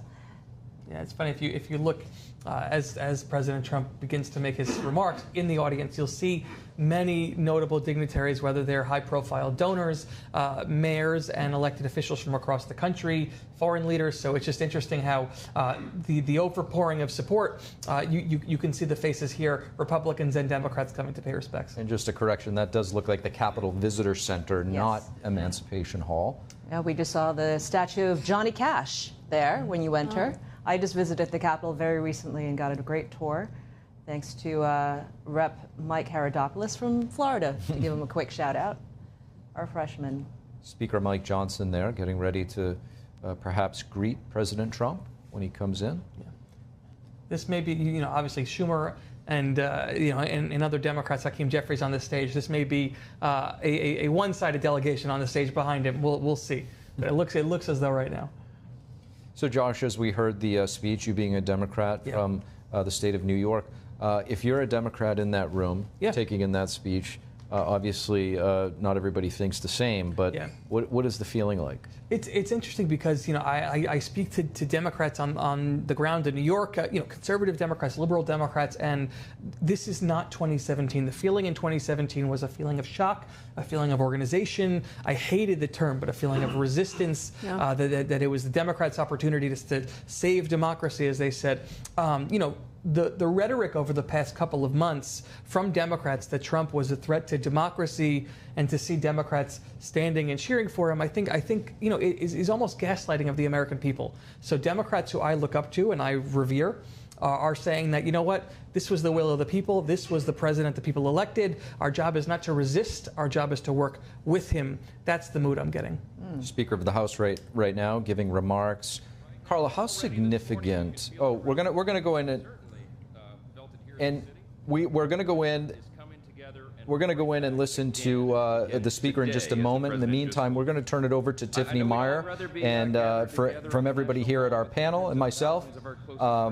We appreciate everybody watching, and right now we're going to go into Speaker Johnson. For the future that we feel today, we have the chance to make the next 4 years the most consequential period in our nation's history. And as Speaker of the House, it is my great pleasure, my great honor, to introduce to you the man who will lead us to this new golden age, the decisive winner of the Electoral College and the popular vote, the 45th and the 47th and the greatest president of our lifetimes, Donald J. Trump.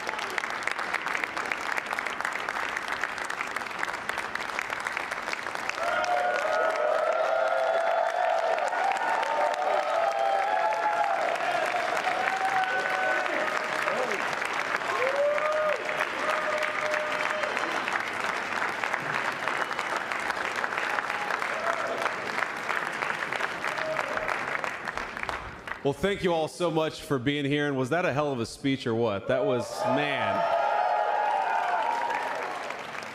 That was a good way to start it off. You know, I didn't know exactly what the president would put in that speech, and I hoped to myself that he wasn't going to hold back, and sir, you didn't hold back. That was a hell of a way to start the next 4 years. But I just want to say from the bottom of my heart, and I know I speak for the president and for all of us, thank you, thank you, thank you for making this possible. We love you. We wouldn't be here without you, and we're going to make America great again together for the next 4 years.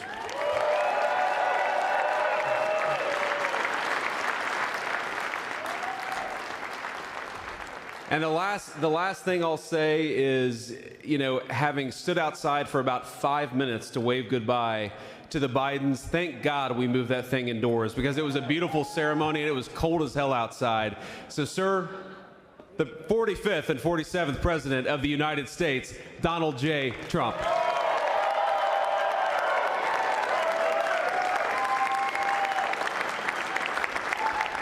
No, he's right. I said, oh, look at this beautiful sunny day. We blew it, and then I went outside and we were freezing. You would have been very unhappy. The sun was very deceptive, I will tell you. It is cold out. And I'm sort of saying, you know, that was so beautiful today. Maybe they should do it there every 4 years. Does that make sense? I don't know. Because, you know, the outdoor thing is really good, but it gets a little cold around this time of the year, as some people have noticed. And a lot of times they suffer through it. There was no suffering in that room. It was 72 degrees. It was perfect with the best acoustics I think I've ever heard in a room. This is not so bad either. But I just want to say, you're a younger, far more beautiful audience that I just spoke to. And I want to keep it off the record. I want to keep that off the record, because I don't want to have all those big shots up there. I don't want to think you're more powerful than them, you look better than them, and I love you. Now, we just had a great time. We just had a great day.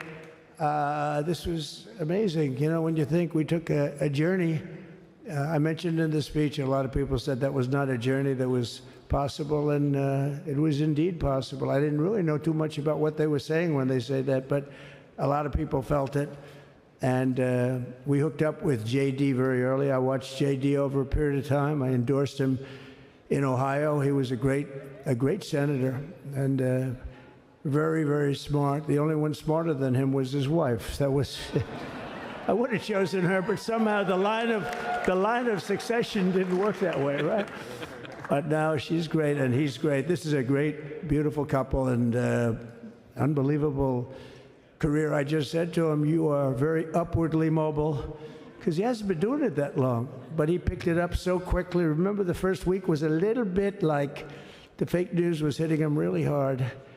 And I said, ooh, this may be tough, but after that, it was smooth sailing for him. He took on everybody. He took on the meanest. I don't want to use the word corrupt because we're into a new system, so let's wait till the corruption begins, because it will. But he took on some pretty mean people, and he handled it well. I want to also congratulate Mike Johnson for the job that he's doing.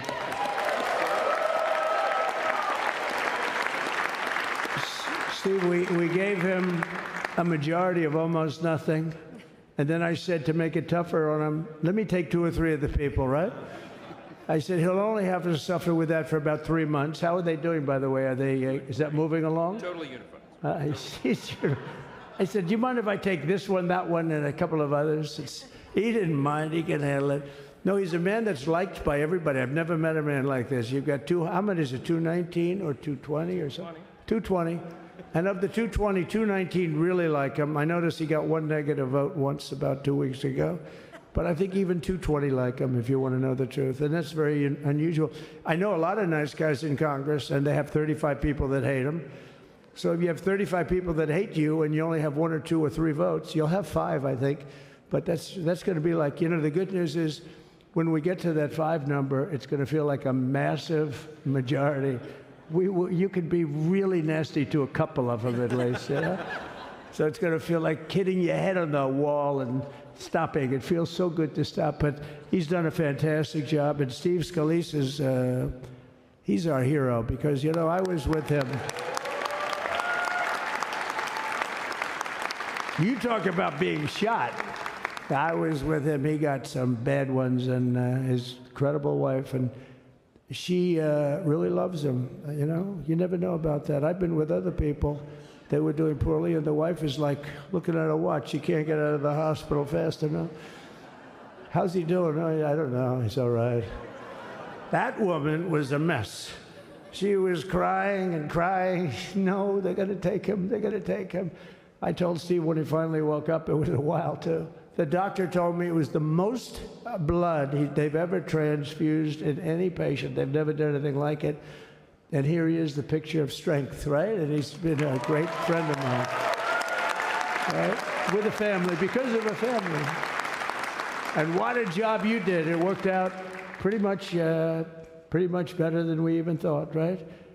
And I did have a couple of things, you know, to say that were extremely controversial. And between J.D. and Melania and anybody else that heard, please, sir, it's such a beautiful, unifying speech. Please, sir, don't say these things. I said, I'm telling you, it's going to play great. They say, you're right. For this group of people, it's going to play great. You're the only ones I hurt by not, but we had some beauties, didn't we, Melania? She said, sir, calls me sir when she's angry.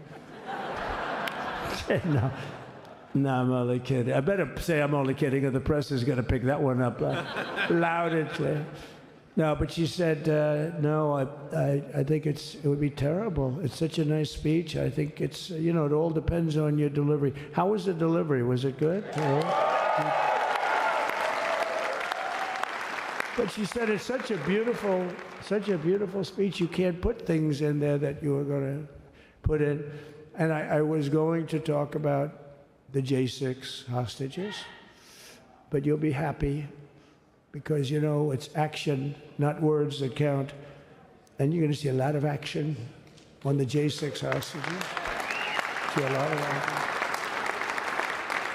And I was going to talk about the things that Joe did today with the pardons of people that were very, very guilty of very bad crimes, like the Unselect Committee of Political Thugs, where they literally, I mean, what they did is they destroyed and deleted all of the information, all of the hearings, practically not a thing left.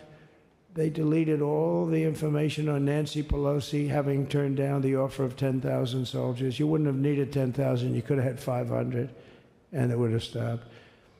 Because we may have had 1 million people that day, the people that were there. You don't see any photographs, but we have a lot of great photos. But you don't see those photographs. They don't put them in. They show the people at the Capitol. But I was talking about that. I was going to talk about that. They said, please don't bring that up right now. You can bring it up tomorrow. I said, how about now in front of the I'll bring it up right now. You know, this little time delay is good because we're getting great reviews on the speech. Now watch. They'll take the speech and say, I didn't like it because he left there and he's talked to people.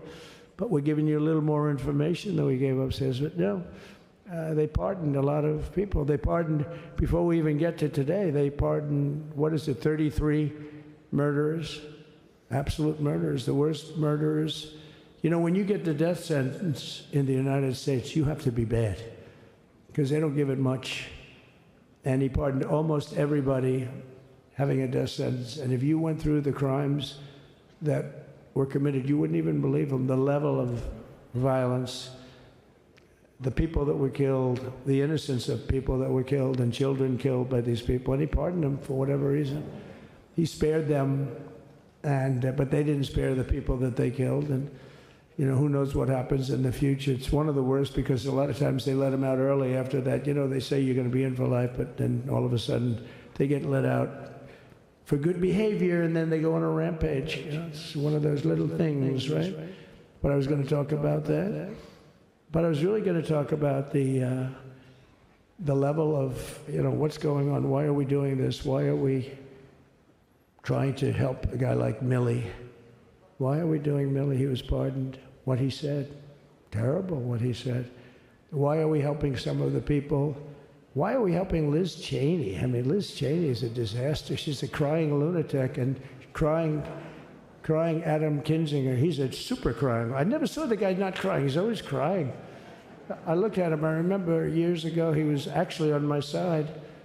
And then one day, you know, when you don't want to kill people in wars, they turn against you. Liz Cheney hated the concept of not going to war with everybody. Let's kill everybody. Let's spend a lot of money on military equipment, you know, where her father works, right? And, but what she did was incredible. Think of it. They destroyed and deleted all of that information that went on for almost 2 years against Trump. And the reason they did, because it was all false. Like the person that said, I tried to strangle a Secret Service agent. That's one of the toughest human beings I think I've ever seen. I actually had a friend saying, please don't change that, sir. You are the coolest sucker in history.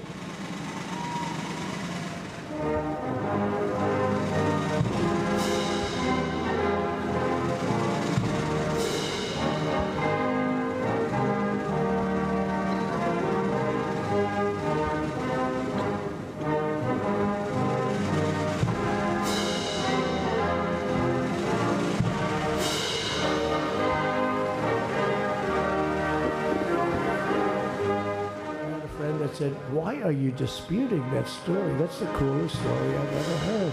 That I would attack a karate champion, get slightly rebuffed, and then throw my arms around a guy with a neck about this big. Even though there are bars, you know, there are bars, you can't really do that anyway. So I wanted to talk about that. But all of that stuff got deleted. And the reason it got deleted is they were all caught in lies. You know, Secret Service testified, and they said it didn't happen. Actually, the two guys were very embarrassed. They're suffering because their friends are saying, did Trump really do that to you? But they gained a whole new respect for me. But it was just make-believe stuff. And there were a lot of make-believe stories made up. So rather than suffer the rest. I came to thank you. You know, I don't think we could have done anything. I know we couldn't have done anything we did without you. Kamala and Doug and members of the cabinet, all the staff that's here, from all across all the agencies, and friends, supporters. Jill and I are forever grateful to you. I mean that. We're genuinely grateful. As you heard me say before, no president gets to choose the moment they enter history, but they get to choose the team they enter history with. And we chose the best damn team in the world. You are. You know, it's because of you. I mean this sincere from the bottom of my heart. Because of you, we got so much done for all of America. Down there, my Secretary of State, Tony Blinken, exceeded only by his wife, who worked in reverse. But look, I only hope to look back on these years. I hope you look back on them the same pride I have of all you've done. You know, I'm proud of is that you did it upholding the core values of honesty, decency, and integrity. I mean, no scandal. I mean, it's incredible what you did. And you represent the best of who we are as Americans. That's not a joke. That's real. And while we relied on your ideas and resolve and counsel, we also relied on your families. To all your families, thank you for the sacrifices you made. I mean it. For being part of this journey. Every day, I'm deeply moved by all we all did for this country. I really mean it. History's going to mark down just what you did. You know, but the point I want to make today is to make clear my farewell address, as we all do have more to do. We have a lot more to do. If you heard the inaugural address today, you know, we got a lot more to do.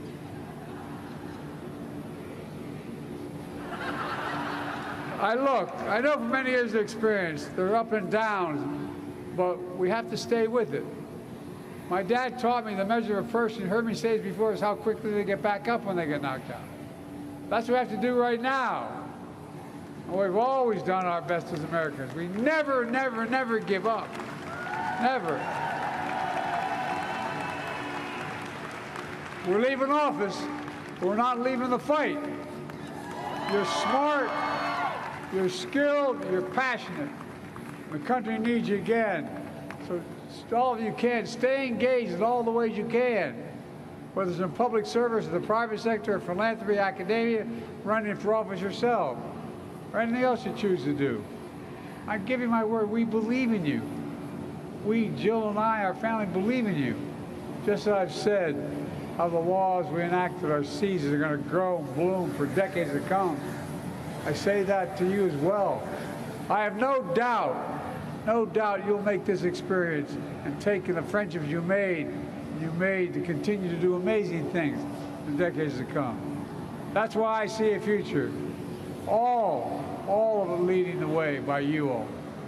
You know, so take some time to decompress, reconnect with your friends, spend more time with your family, but most of all, take care of yourselves and each other. I mean it. Let me close where I began, with my sincere gratitude. And I really mean it from the bottom of my heart. I've been doing this for 50 years with the best group of people. Hard to say. It's been the honor of my life to serve as your president. We won Tennessee by massive numbers. Wyoming, we won by numbers that are, nobody's ever seen numbers like that. And, you know, places like California, we did great, but when they send out like 38 million ballots, nobody knows where the hell they're sending them, and then they come pouring back, the whole thing. You know, they passed a law in California that if you work in an election bureau, and if you so much as ask for a voter ID, if you say, sir, ma'am, could I please look at your voter ID? They have the right to put you in jail. You're a criminal. Can you believe that? There's only one reason that happens. They want to cheat. So they had it where voter ID wasn't accepted. But now if you even ask for it, this is seriously a bill that was just signed, passed in their legislature, and it was signed. And I think when we get things cleaned up and we get back to a little bit of normalcy, I'm going to ask the Speaker to really get involved, because I think we would have won the state of California, because, you know, if you look at my numbers with Hispanic, we're at 56%. And we were winning. We won the Texas border that had never been won, as the governor said. He's doing a good job, the governor, by the way, of Texas. But as the governor said, it hasn't. Oh, did I get lucky?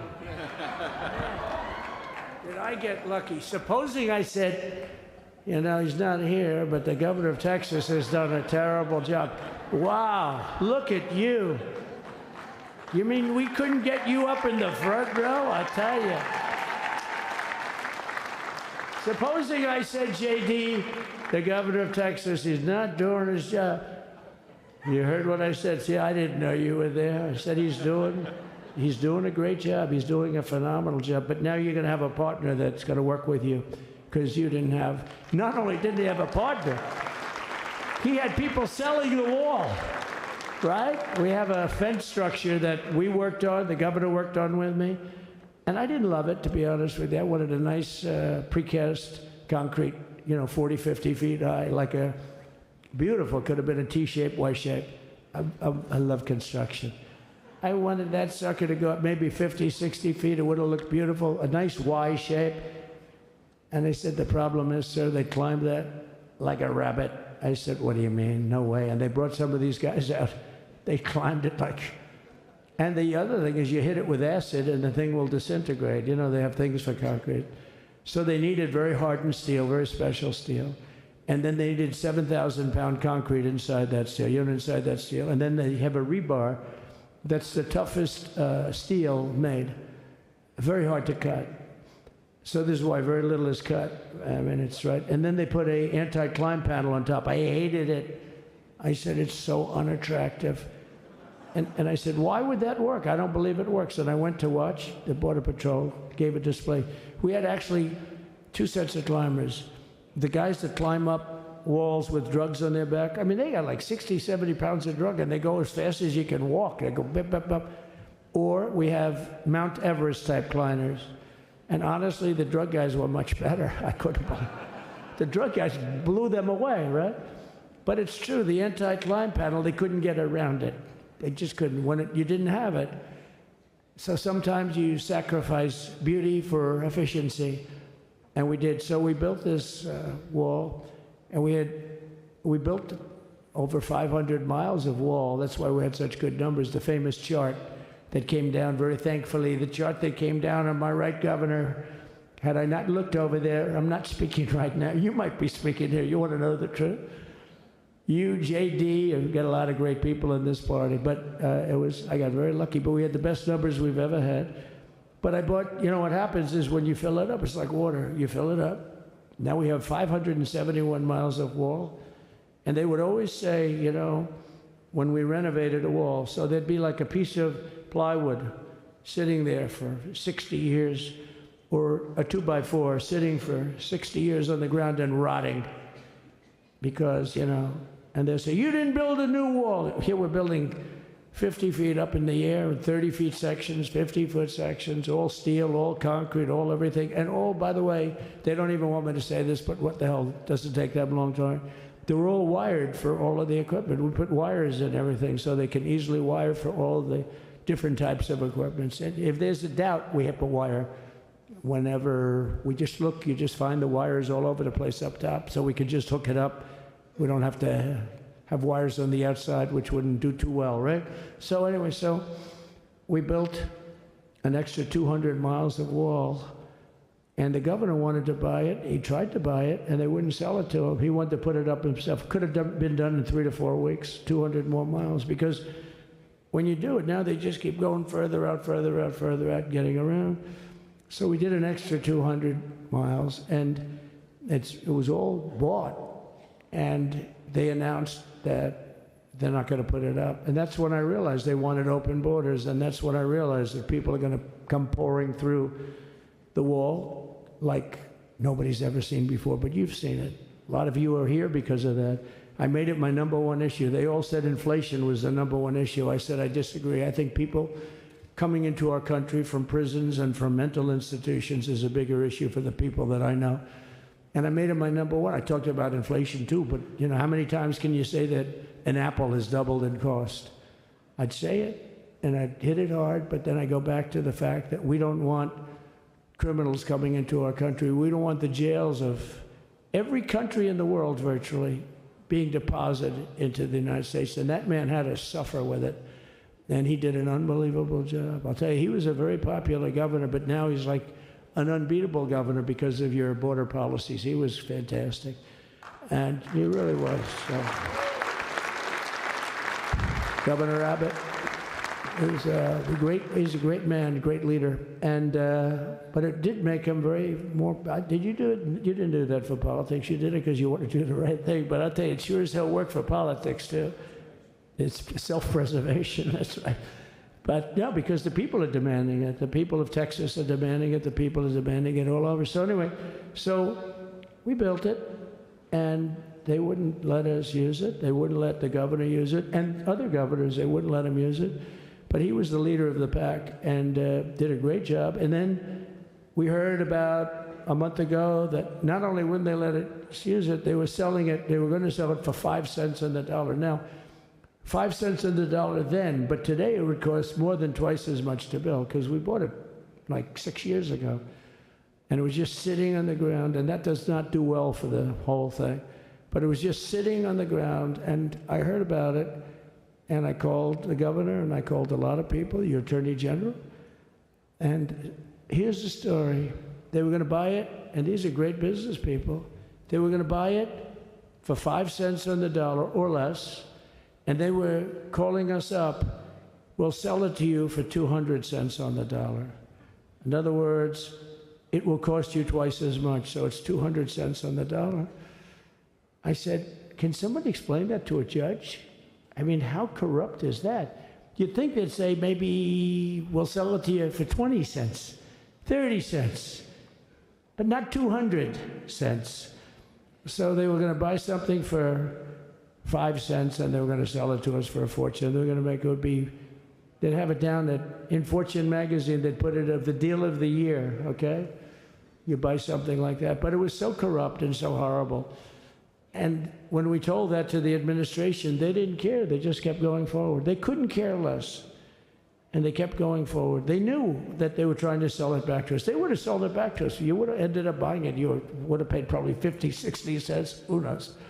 But they were going to use it for scrap metal, but then they made a much better deal. They could just buy it and sell it to us for 15, 20 times what they paid. 20 times, think of it, like 20 times what they paid. And we wouldn't let it happen. And the governor with his attorney general, Ken Paxton, they made a fantastic, they're a good lawyer. He's pushed around pretty good by people, right? I said, you got a great attorney general. They should leave him alone. He was with me. But Ken and the governor went to court, and a judge actually became incensed and actually called for an investigation. How could a thing like this happen? So he stopped it. So we're waiting to put that wall up. And now that you have a new president, that wall will go up so fast. The governor will complain, sir. This is Greg Abbott, sir. Please, the wall is going up too fast. Please don't do that. You know the story about winning. No, we're going to win too much. We're winning too much. Please, let's stop. People always love that one. We'll do this with the wall. Governor Abbott calls, sir, the wall is going up too fast. We can't take it. We just can't take it. No, I think you'll be very happy if the wall goes up too fast, right? But we'll get that done, and we'll work with you on that. But it was a great decision by a great Texas judge, right? And it was beautiful, beautiful to watch. We stopped them right in their track. I mean, they were literally loading this stuff onto trucks. It was terrible. Honestly, it was terrible.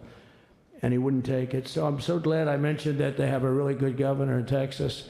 And I swear, I didn't know he was here. I swear to you, it sounds like a setup. I didn't know you would end. Did I get lucky? I said the right thing. Because there have been moments when I wasn't so happy with him, you know? But not too many, I can tell you that. So anyway, it's good to see you too, Governor. Great. But I just want to thank everybody. You've been incredible. I recognize so many of you. It's so crazy. But this has been a long journey. This was a journey that started in 2015, probably started 20 years before that. People used to say, you're going to run for president? You're going to run? And I always said, no, I don't want. And then one day I said, let's give it a shot. And what I talked about then was the border, too. I think it probably was the #1 issue for me. Back in 2015, 2016, I talked about the border. And now I talked about the border, but this border is much worse. We fixed the border. It was totally fixed. There was nothing to talk about. 2020, by the way, that election was totally rigged, but that's okay. It was a rigged election. You know the only thing good about it? It showed how bad they are, showed how incompetent, and frankly, historically, this is a much bigger event. If that would have gone like it should have, the bad thing about it is some bad things happened, like a lot of people in our country that wouldn't be in our country right now. So you know that's the bad part. But I will say that it started in 2015, and right from the beginning, we went to the top. Day one, they announced Trump, and Trump went to #1 and stayed there for the whole primary, and then we took on Hillary, she didn't look too happy today. We took on Hillary, a very nice person, but we took on Hillary and we defeated Hillary, and then we did much better the second time in 2020. You know, we got millions more votes. We got millions, like 10, 12 million more votes than we did the first time. No president has ever gotten that many more votes. I got like 9 million more than anybody else had ever gotten. And they said we lost. And because of that, I said to Melania, what do you think? And she said, you want to do this again? And had we lost, and had I thought we lost, I wouldn't do it again, because that's like the ultimate poll, right? But I knew how well we did, and this time we made it too big to rig. It was so big. They tried. They tried like hell in the butt. They tried to do it, and around 9:02 they gave up. Last time they did bad things, but this time they just said, you know, I don't know if you saw, Mr. Speaker, in Washington, they had placards. They were all set to march. They thought it'd be closer. A gentleman asked me, a very respected gentleman asked me yesterday, how come the polls were so wrong? They showed you winning, but not in a landslide. I said, because people that are true Trumpers are so angry at the whole polling system and at the writers, the fake news, that they don't want to talk to anybody. So when you call somebody from Trump, who are you voting for? They say, it's none of your business. I'm not telling you. And that was probably 40% of the people they called. So they would discard that one, and they didn't show that. And then when the election happened, you know, the vote came, and it was much different, much higher than we're going to win, but they really thought, they couldn't believe, the one man said, I mean, it was so much higher. We won all 7 swing states. We won the popular vote by millions of votes, which is hard for a Republican. I'll tell you who came through. The unions came through. The auto workers were great. The Teamsters were great. The firemen were great. I think almost every union was great. The only one that weren't great, although Sean was great, and the Teamsters, Sean O'Brien, the head of the Teamsters, was fantastic. But generally speaking, the head of the union was against Trump, but the union would be with us for like 80, 85%. Look what we did with the auto workers in Michigan. Look what we did with the Teamsters. The Teamsters were unbelievable. They were a solid Democrat vote, and they voted for Trump.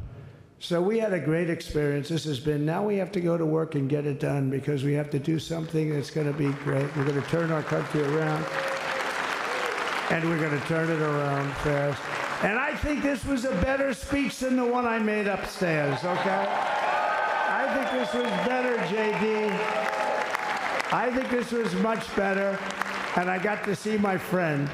So, Governor, take care of yourself. You call me, we'll start working. You know what that means with him. He's going to be calling me tomorrow morning at about 6.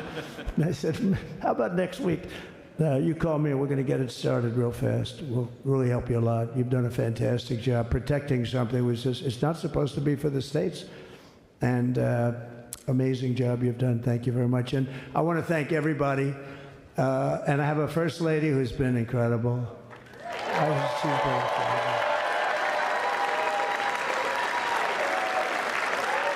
I shouldn't say this.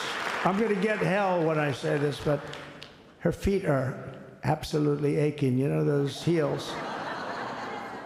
And we thought we were leaving. We were going home. Sir, would you be able to go down and say hello to some of your other fans that are here? I said, oh, I didn't know that. Well, did you get to see pretty clearly the picture, I hope? Good. That's good. But because you wouldn't want to make the same speech again, right? But she said, darling, I love you so much, but my feet are killing me. I said, honey, let me just see how far it is. I asked the person. Oh, not that long, maybe 400 or 500 yards. That's 5 football fields. I said, can you make it? She said, we're going to make it no matter what. We're going to make it because we have to go, right? Right? And then we went out to the helicopter, though, just prior to this, and said goodbye. And it's a custom, and the wind is blowing like crazy. And with the hat that she's wearing, she almost blew away. We almost lost off her. She was being elevated off the ground. She almost blew away. No. So we all appreciate it, because you She's been a great First Lady, a beautiful and a great First Lady. And they love our First Lady. You know, JD, whenever I make a speech, I see hundreds of times, we love our First Lady, we love, and they do, and they should, she's great.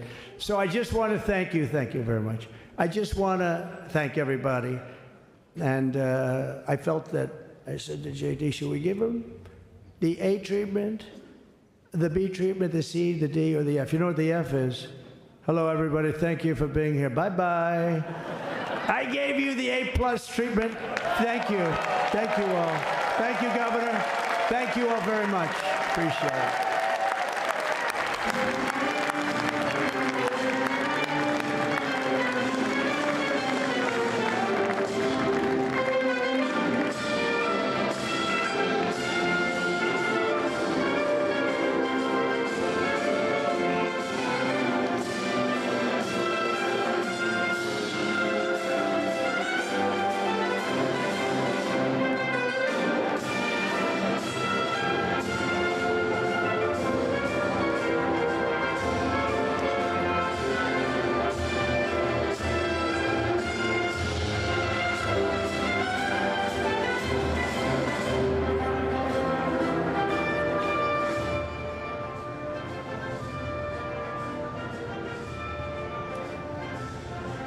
There is newly sworn in 47th President of the United States, Donald J. Trump.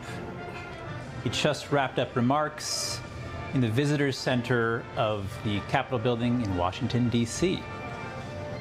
As everyone is probably aware, the inauguration ceremony moved indoors because of the cold weather here in D.C., though it is a bright, sunny day. The sun kind of opened up on the Capitol right before the swearing-in ceremony, actually.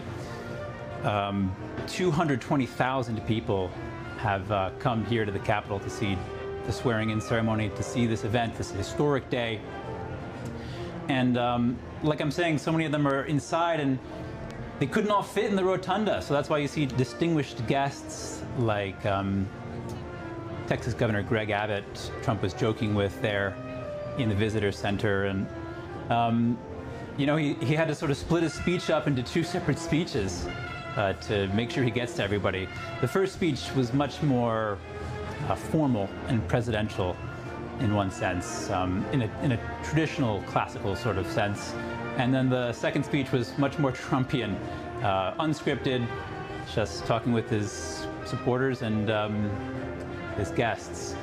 And covering all this, here with me at the desk in Washington, D.C., is Democratic strategist Haley Lickstein and President of the Conservative Caucus, Jim Pfaff. Thank you both so much for joining us today. Glad to be with you. Thanks for having us.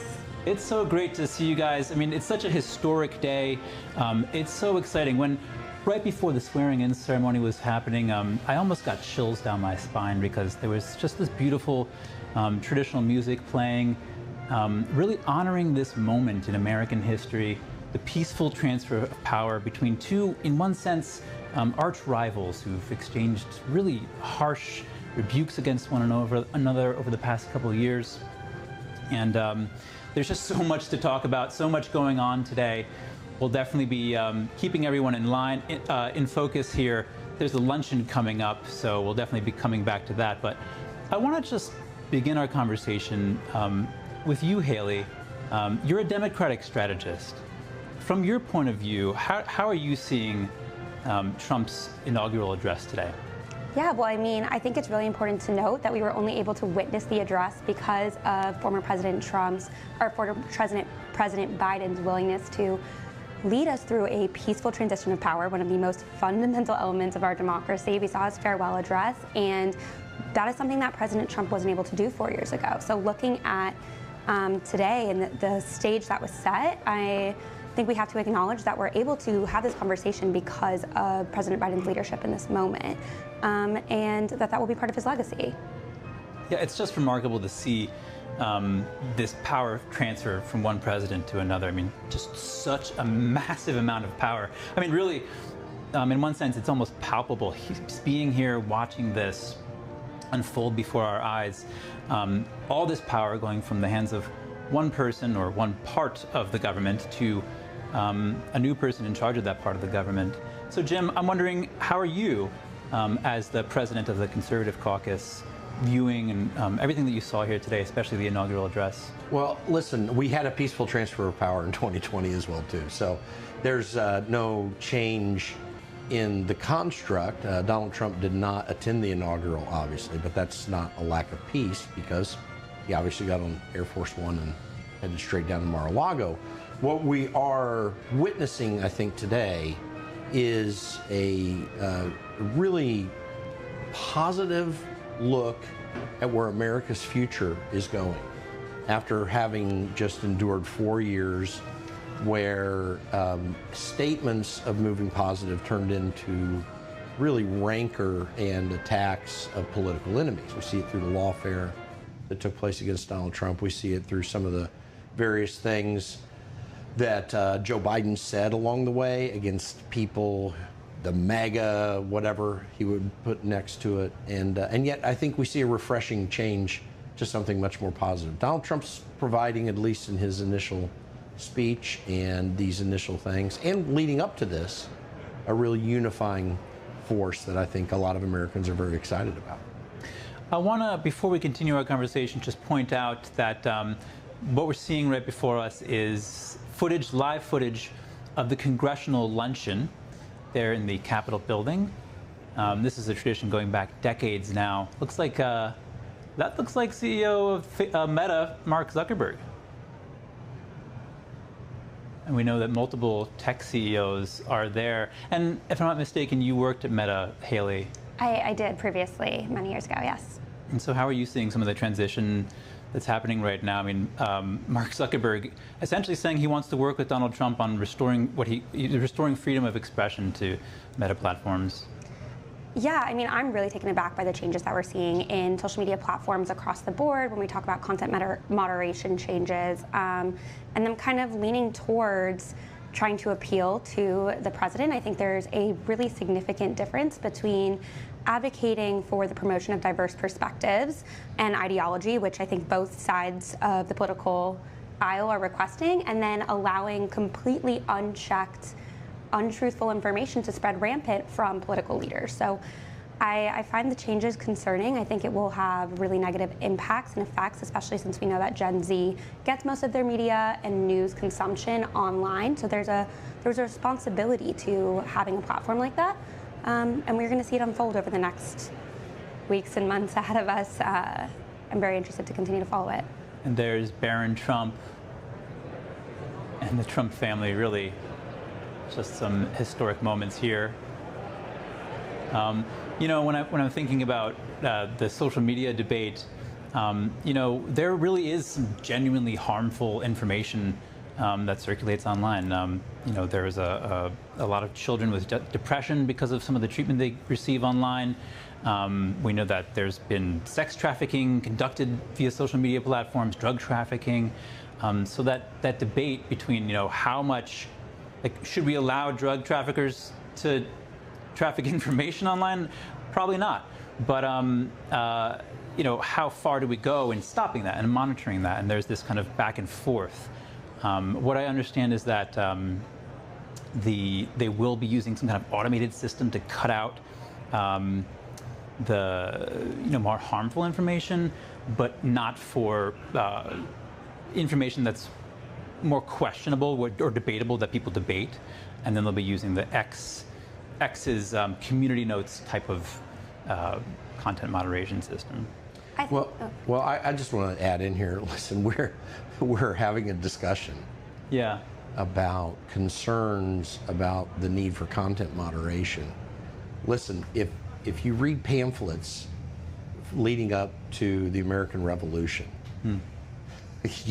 you would have wanted content moderation too, because the vitriol, the sniping at Great Britain at the time, the Boston Tea Party, which I think should be a revered moment in American history in a way, but quite frankly was a bunch of guys dressing up like Indians throwing out someone else's property into the harbor in protest to massive taxes. So I have no concerns, major concerns at all, really any concerns about the lack of content moderation. I think it's actually putting us back into a golden age of communication.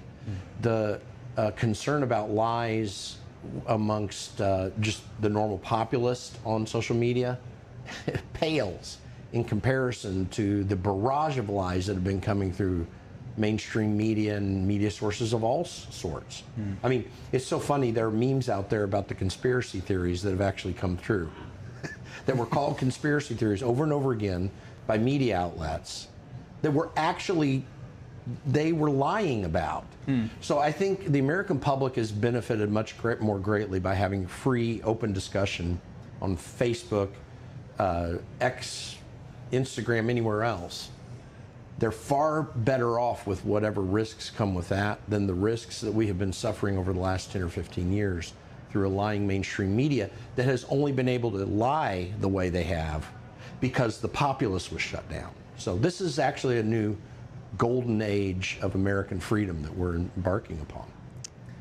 If I could, I think there's a significant difference between freedom of expression and being able to revolutionize ideas on social media platform. I mean, that's the beauty of it, the democratization of voice and allowing regular people to organize and reach masses without the type of economic backing that you might need to do so. And allowing political leaders to blatantly lie to the American public without any fact-checking system in place, which we have seen President Trump and the administration repeatedly do throughout the course of his time formally in office and running during office now. That is authoritarianism and allowing, we're seeing the owners of these social media companies kind of align to him and say, we're going to let you say whatever you want. The news is, there's a responsibility to holding facts and making sure that people feel informed. And we know statistically, despite the intention, community notes don't work on X. They don't limit the engagement, the amount of people who view the original form of content, and the amount of people who view the community note is 10% of the people who view the actual post. So we know it's not working, and it's not a valid way to inform people that this post is filled with misinformation. Well, it is working. It actually is working because Democrats are benefited by people not being able to speak. And you still want engagement. See, the First Amendment is about protecting misinformation, disinformation, and malinformation. Why is that? Because speech that's that is not of that sort, everyone accepts. It's when you have speech that's not of that sort, when certain people say, well, you know, that's misinformation, so we need to shut you down. What turns out is that Donald Trump was not a liar in the last administration. The Russia hoax was the lie. It was that propagation that was the real problem then. And I'm thrilled that we're able to have this conversation, these two different perspectives on this really important issue. You know, we are in this absolutely uncharted territory with social media, I mean, really, frankly, very new in the history of the world, and it just got juiced up with artificial intelligence, and we really do not know what that will mean in the future. And this kind of conversation, this open, you know, debate where, yeah, we express ourselves and we get along at the same time is so critical to democracy and the furtherance of the values that we cherish as Americans. As I'm watching our feed here, I'm just seeing so many incredible shots. I mean, every single shot we're picking up here on our live feed is historic in one sense. These are all the people we follow every single minute of every day in the news industry. And just to get some perspective on all of this, we go now to our Washington correspondent, Luis Martinez, who's right there at the Capitol Hill. Luis, what happened at Congress? Talk to us. Well, yes, of course, because all eyes were on the inauguration of President Trump being sworn in, his speech. But right after President Trump was sworn in, Congress got really busy. On the House side, we have Congressman Mike Waltz, representative from Florida, who resigned from his seat in order to take the position of National Security Advisor under the Trump administration. This is a position that does not need confirmation by the Senate. But right now, that means that House Republicans no longer have a 220 120-seat majority. So one down, that's Matt Gaetz, who resigned in the 118th Congress and did not take his position in the 119th Congress, and then a second seat being left empty by Congressman Mike Waltz. So right now, House Republicans have 218 seats. That's precisely the majority. Only one seat more than Democrats, who have 215, with some special elections that are still left remaining. Now, on the Senate side, also very busy today, 4:30 p.m., Senate Foreign Affairs Committee is holding a hearing to advance the vote or not of Senator Marco Rubio for Secretary of State. We might see a vote on the Senate floor later tonight to confirm Senator Marco Rubio. If that happens, it will be the first Senate confirmation of a Trump cabinet selection. We will also see internal committee votes for Peter Hegseth of Armed Services Committee and John Ratcliffe, the Senate Intelligence Committee. And lastly, because it's a lot in the schedule for both the House and the Senate is trying to vote on the Laken-Riley Act tonight to send that bill, if it passes, to the president's desk for signing on Monday. Back to you guys. A lot to get to, Luis.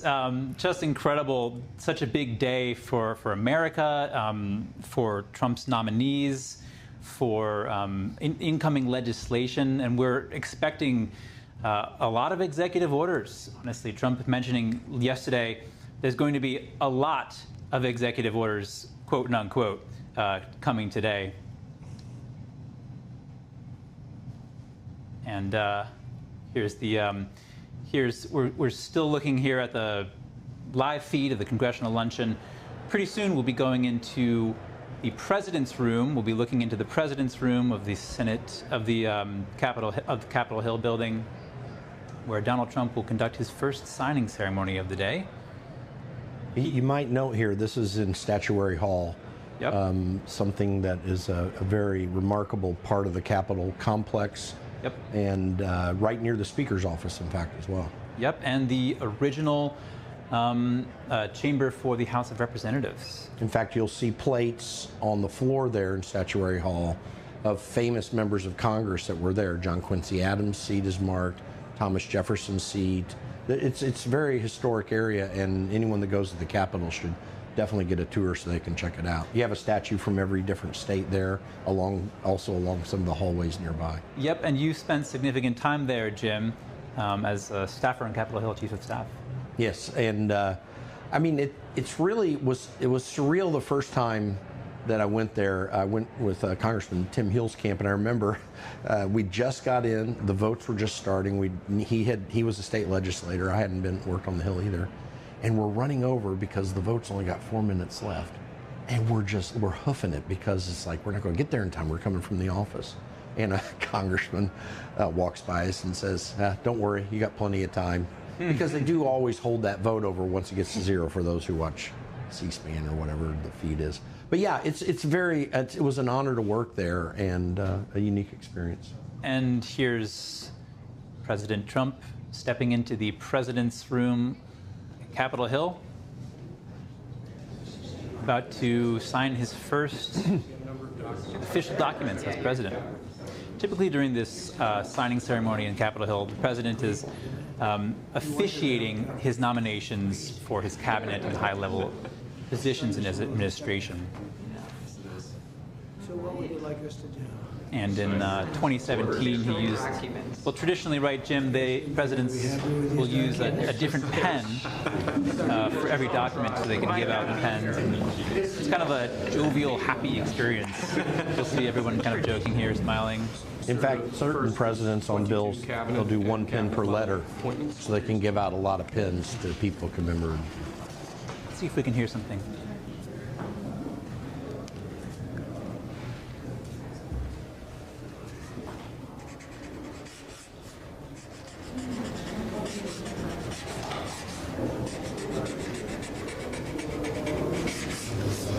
Okay. The next one will be, excuse me. Next one will be 47 sub-cabinet level appointments, sir. But you don't have to sign 47 times.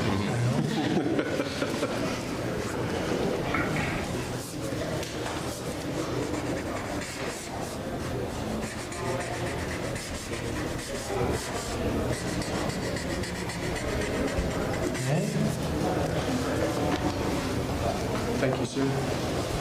Now 31 acting designations and appointments to effectively take control of the government.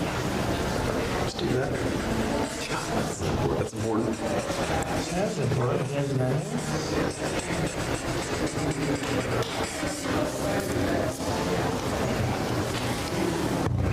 And we have 15 commission chairman and acting chairman appointments. Send here. Commission chairman and acting chairman.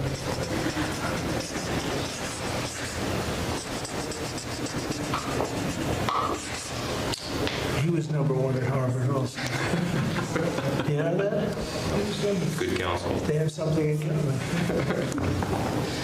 Thank you, sir. Lastly, we have a proclamation ordering on all future inauguration days, including this inauguration day, that flags shall be flown at full mast. Very important.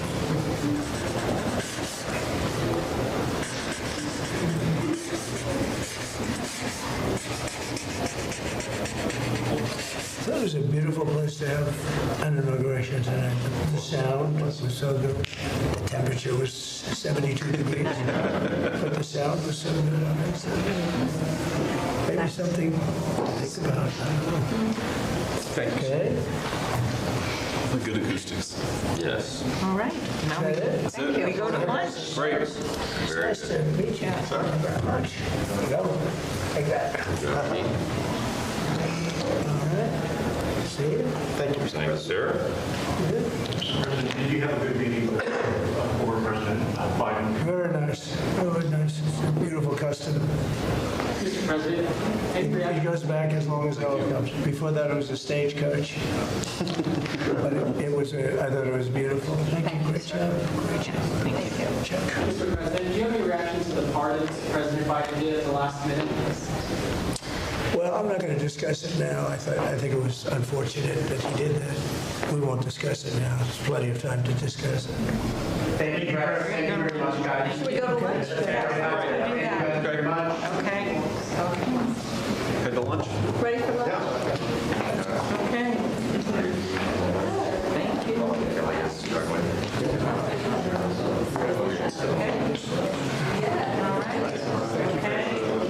That was 3 times the number of appointments you did in 2017, sir, on day 1. Plenty of time. Just getting started. A lot of good work to do. So where do we stop? Good counsel. Trying to look through your documents. That's what they keep bringing.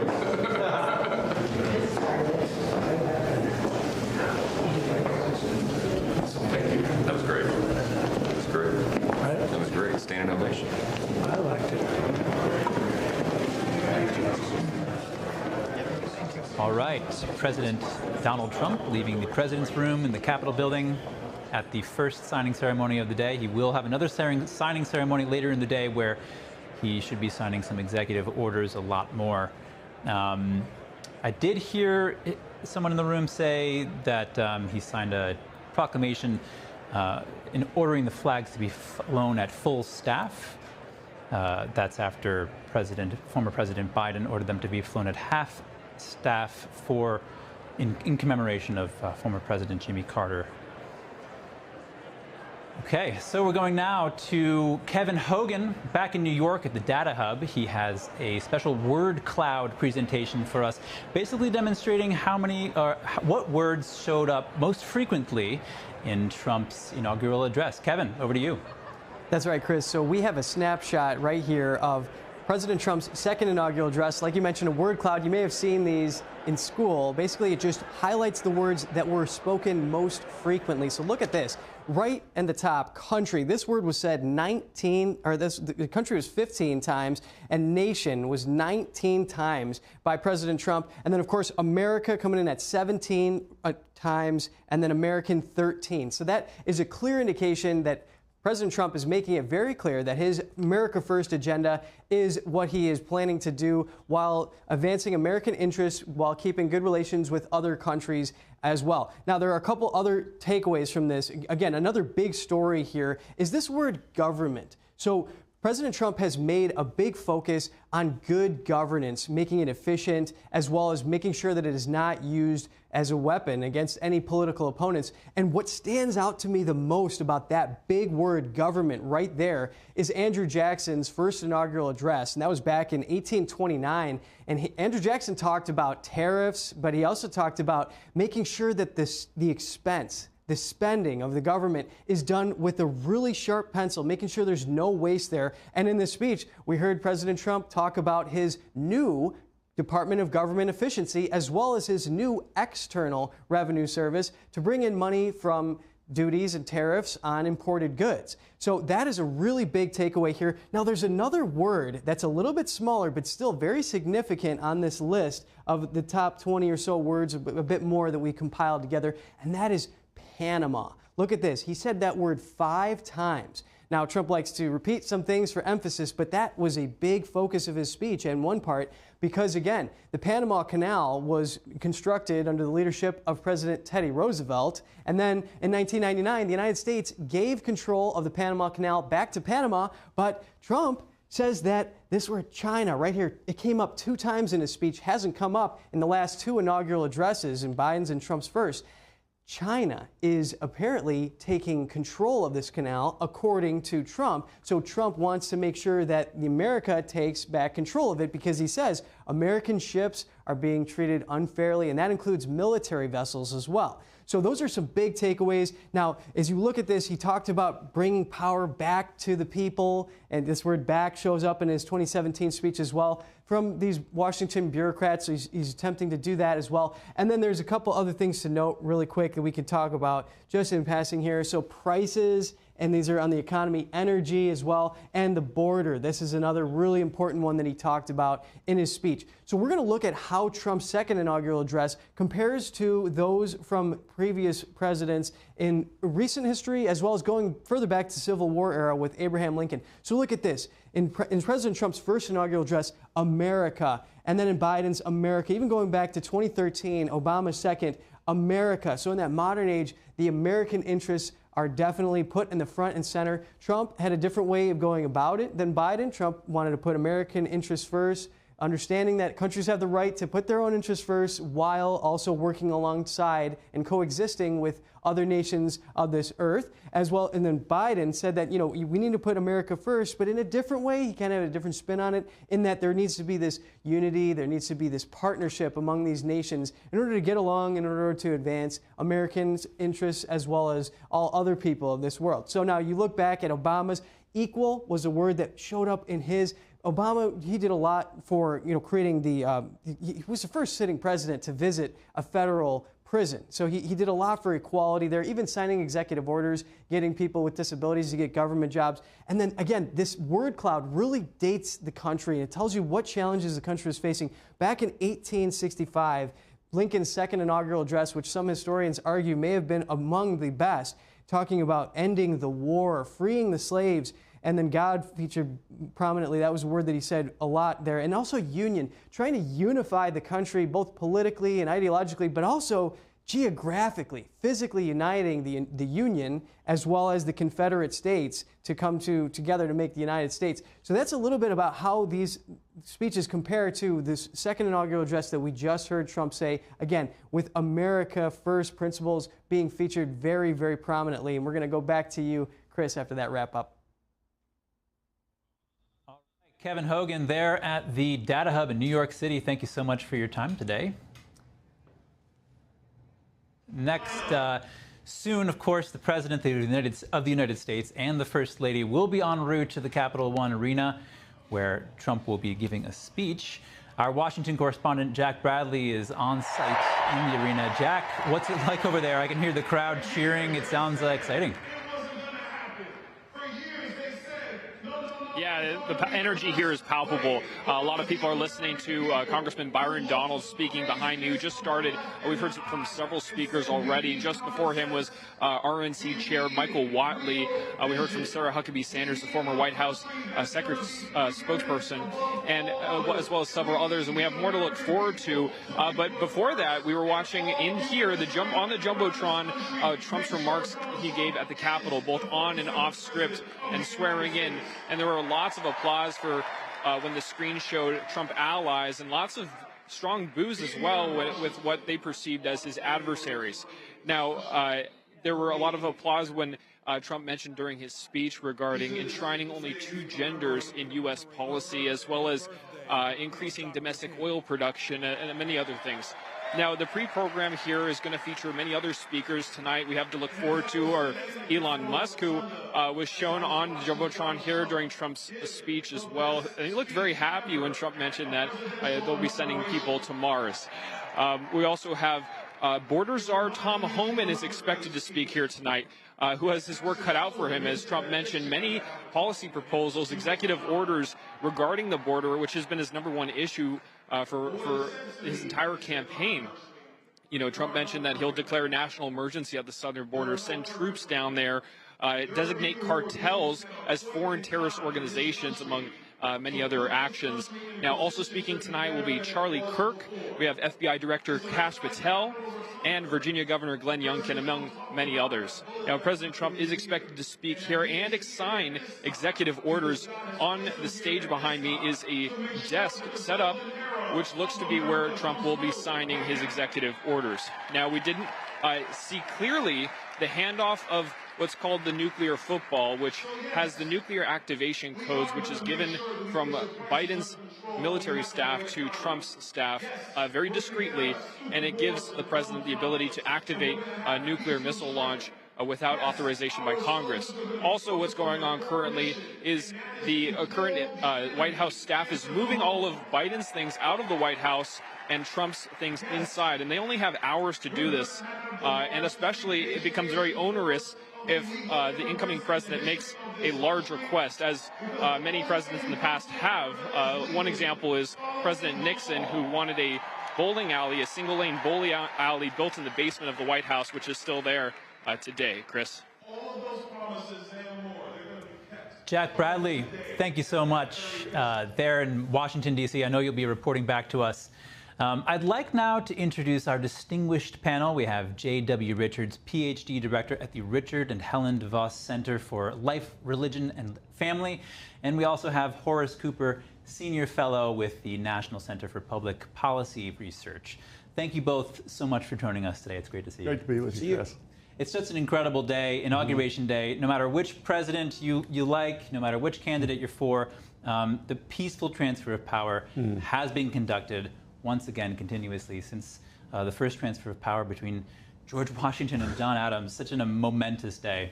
It really is. I mean, the mood in D.C., despite the warnings of the weather, actually are just jubilant on the streets. There's no protesters that I can see. I think people are really happy.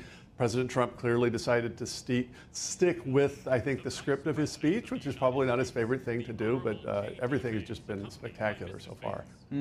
Yeah, and Jay and Horace, before we come to you, I'm hearing that J.D. Vance is being introduced there at the luncheon. From what I saw in the coverage from 2017, we're not expecting the vice president to give a speech or the president to give a speech at this, but, you know, anything's on the table. Trump has given 2 speeches so far today, and he's expecting to have a rally later today, of course, at the Capital One Arena. So there's the vice president, newly sworn in.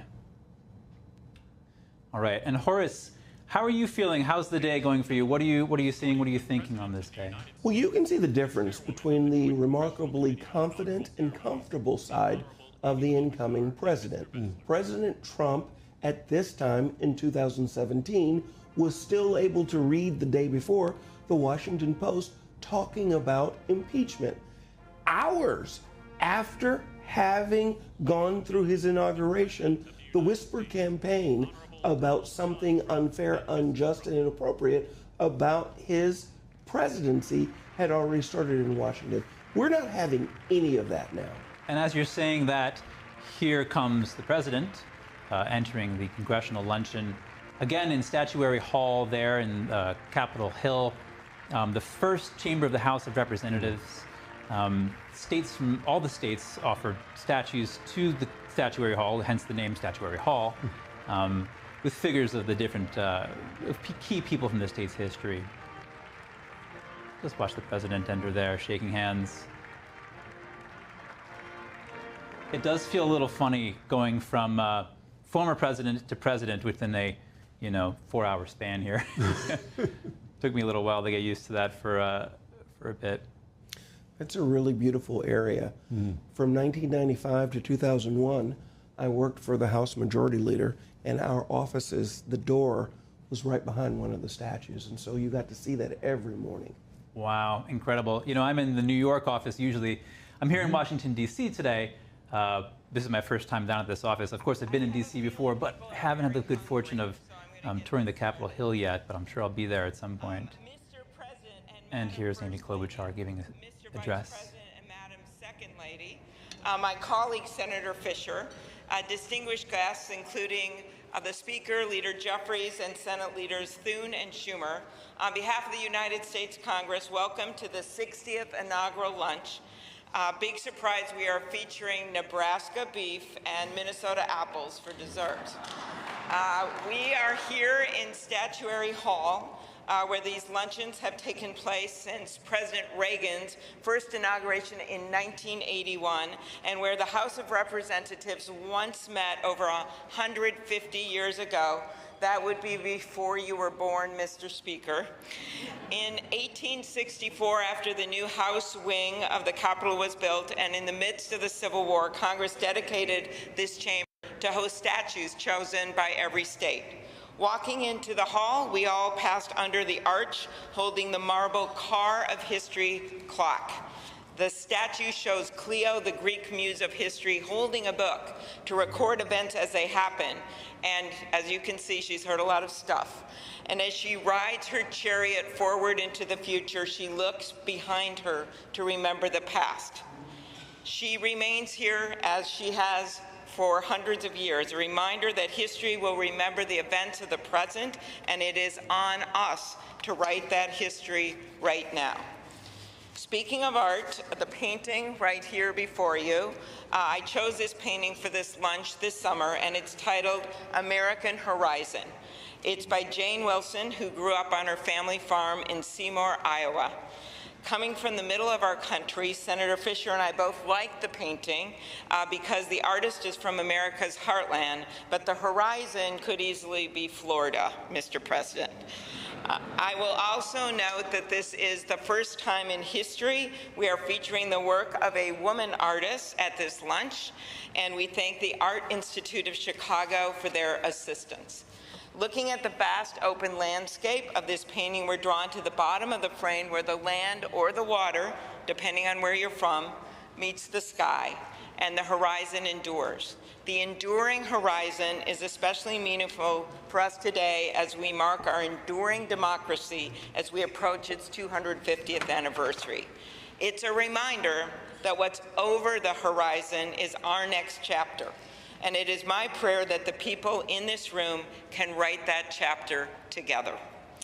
I'd now like to ask U.S. Senate Chaplain Dr. Barry Black, and we thank God he is back with us and in good health, to deliver the invocation, after which lunch will be served. Thank you.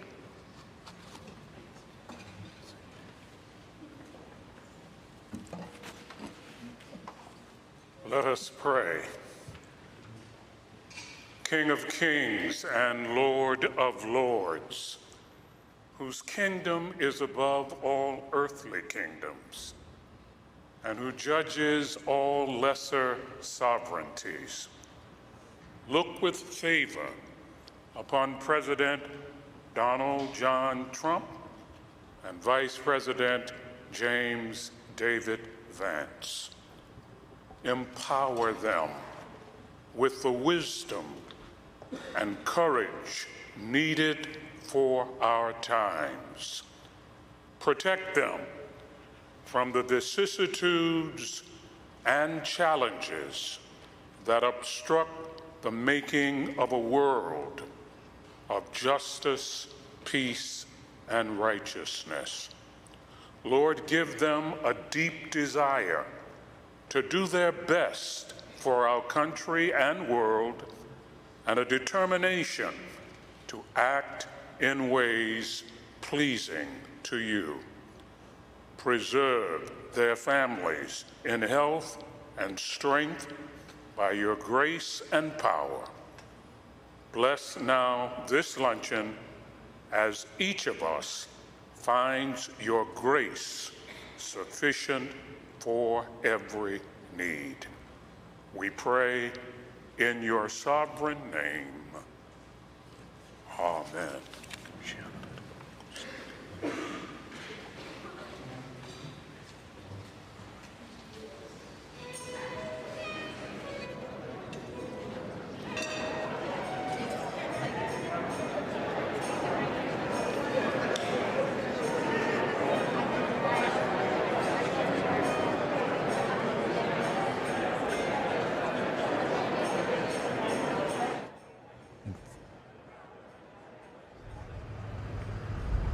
So that was the beginning of the congressional luncheon. They don't offer a live feed of what's going on inside the statuary hall for the congressional luncheon because I guess it would be kind of a little weird to watch people just eat. Yeah, for sure. A little voyeuristic. I mean, we like to watch all kinds of things on TV now, and I'm sure people would get a kick out of that. But I don't know how I would feel being taped while I'm eating a lunch, enjoying with my family and whatnot. Yeah, exactly. I mean, what we're seeing is the parts of the political liturgy that have been developed over the last 250 or so years, and that all of us, that have been around for a few decades, have gotten used to. And I think that's what we're seeing. A meal together is sort of off-site, but it's nice, especially for young people, maybe young voters that have not paid attention, to watch how this is done, how our republic does it, and what the peaceful transfer of power actually looks like. Yeah, and it's remarkable. Yeah, it's just there's you see these people who are almost like arch enemies on TV, hollering at each other, calling each other names, sitting together eating lunch. So I'm still struck by the contrast. I mentioned the difference between 2017 and 2025, but you have an exiting administration and an entering administration, and we talk about some of the norms that we've come to accept. We've not seen an outgoing administration issue pardons for family members before. Yeah. We've not seen the kind of protections that were given for folks who had never even been identified for criminal action. It's remarkable, and I think our young people, for them, it's instructive. When I used to teach constitutional law, this is the kind of thing that we would talk about under the session in the legislative process. Normally, we wait until we identify specific problems, crimes, or issues before a pardon will ensue. So here's a real contrast. But instead of defying norms, which is often the accusation of Donald Trump, it looks like it's the outgoing administration that's defying the norms. Yeah, it's so interesting to think about how that will play out. I mean, when I first heard about this, I thought, can you actually even do that? That's right. This is a question actually for the law professor. But I mean, just this morning, if people are complaining about Trump's speech, which I think was a speech not for the room, but for his voters, he really didn't pull any punches. It was kind of solemn. But the outgoing president this morning signed a pardon for Anthony Fauci, the architect of the COVID disaster. Yeah. He hasn't been charged with a crime, but I think it's quite telling that President Biden, basically as one of his last acts, decides maybe almost extra constitutionally to declare a pardon for activities that have yet to be charged. And who knows how newly sworn in President Trump will handle this. He's talking about lots of action, lots of executive orders, day one, first week. It should be really interesting, but I want to just switch our focus to Trump's inaugural address, really the main focus of the inaugural proceedings. The first thing he said was, "The golden age of America begins right now." So what does that mean? Well, he gave a presentation that explained what he'd been campaigning on. So if you were a supporter across America, this was something that you were familiar with. But there are a lot of folks here in Washington, D.C. that said, that's just rhetoric, we don't really understand. And when he repeated it, it began to have a little bit more substance to it. Here's the issue. He has argued for 25 years that America does not make public policy to benefit Americans. It benefits elites, and often it benefits non-Americans. And he says we're reshifting, we're going to reorient things. So his new executive order freezing all foreign aid from this day forward unless the specific aid goes to promote the strategic interests of the U.S., that shocks the conscience of many here in Washington, D.C. But out in America, there are large swaths of people who say, well, why are we paying for that? Why are we? What do we get out of it? He now says the whole purpose of his administration is to shift that dynamic. And I want to hear from you on that, Jay. Mm-hmm. Yeah, I mean, what's interesting is that almost everything that President Trump said would be uncontroversial to any of his voters outside Washington, D.C., which shows you what a strange bubble Washington, D.C. is, that it's considered, well, that's kind of rude to say this, but he won the election because millions of voters resonated with what he said about immigration, with what he said about putting America first. At the same time, there were Reagan-esque elements. I mean, even the quote about the golden age is Reagan-esque, delivered in their own kind of Trump style. But if you know anything about Donald Trump, we know, he heard sermons when he was young from Norman Vincent Peale. There's a lot of power of positive thinking that came through, I think, on this speech. And so I think it will be considered partisan by the partisans inside the Beltway. I think for most Americans, it was mostly common sense.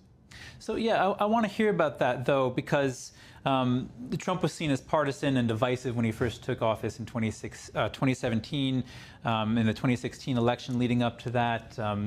So much of his conduct and the way he spoke was unprecedented then. But now we're used to it after 8 years. Who's been on TV more than Donald Trump? But I'm curious, he was criticized in the beginning, in his first inaugural address for people were saying that he's alienated former presidents, basically calling all of them out, all of the living former presidents out in one sentence. And he didn't do the same exact thing here, but he didn't exactly include, by saying the golden age of America begins now means that the past wasn't golden. So he's saying something. Well, arguably, you could say that we've had at least a generation where a lot of Americans have felt left behind. Now let me give a contrast. Today's inaugural address clearly was the result of someone sitting down with the president, understanding what he wanted to convey, and refining it in a way so that it did so without being as disruptive. The news reports of the time in 2017 was that perhaps the day before inauguration, he came with what it is that he wanted to say. When Ronald Reagan said that government isn't the solution, that is the problem, heads exploded in Washington, D.C., but he had tested the style and the presentation. And so while people weren't excited about it, they didn't do as former President George W. Bush said, oh, wow, what is this? But the result is the same. Today, all that Donald Trump has done is expressed to an audience that probably hadn't heard this. They should have been, as Jay's been explaining, they should have been hearing this for a long time. He's been talking a lot. He's been saying this. He just said it again, and I watched, and there were faces where they were hearing this for the first time. Yeah, we're talking about where Donald Trump is and just people's reactions to him. I'm sure a lot of people, like you're saying, Jay, have been following this a lot. For a lot of people, it was anticipated. I think that he's been on the public's stage so much in the past, especially with the election, that maybe people have been paying attention to him a little bit more, people who don't exactly support him. So we're talking about this, but I want to get into what we're really in for here with Trump's new presidency. He's talking about so many things that are unprecedented, and I was conducting a lot of interviews this past week, in preparation for today, and in one of them, I was looking at the different policy points. And I'm looking at, Panama, right?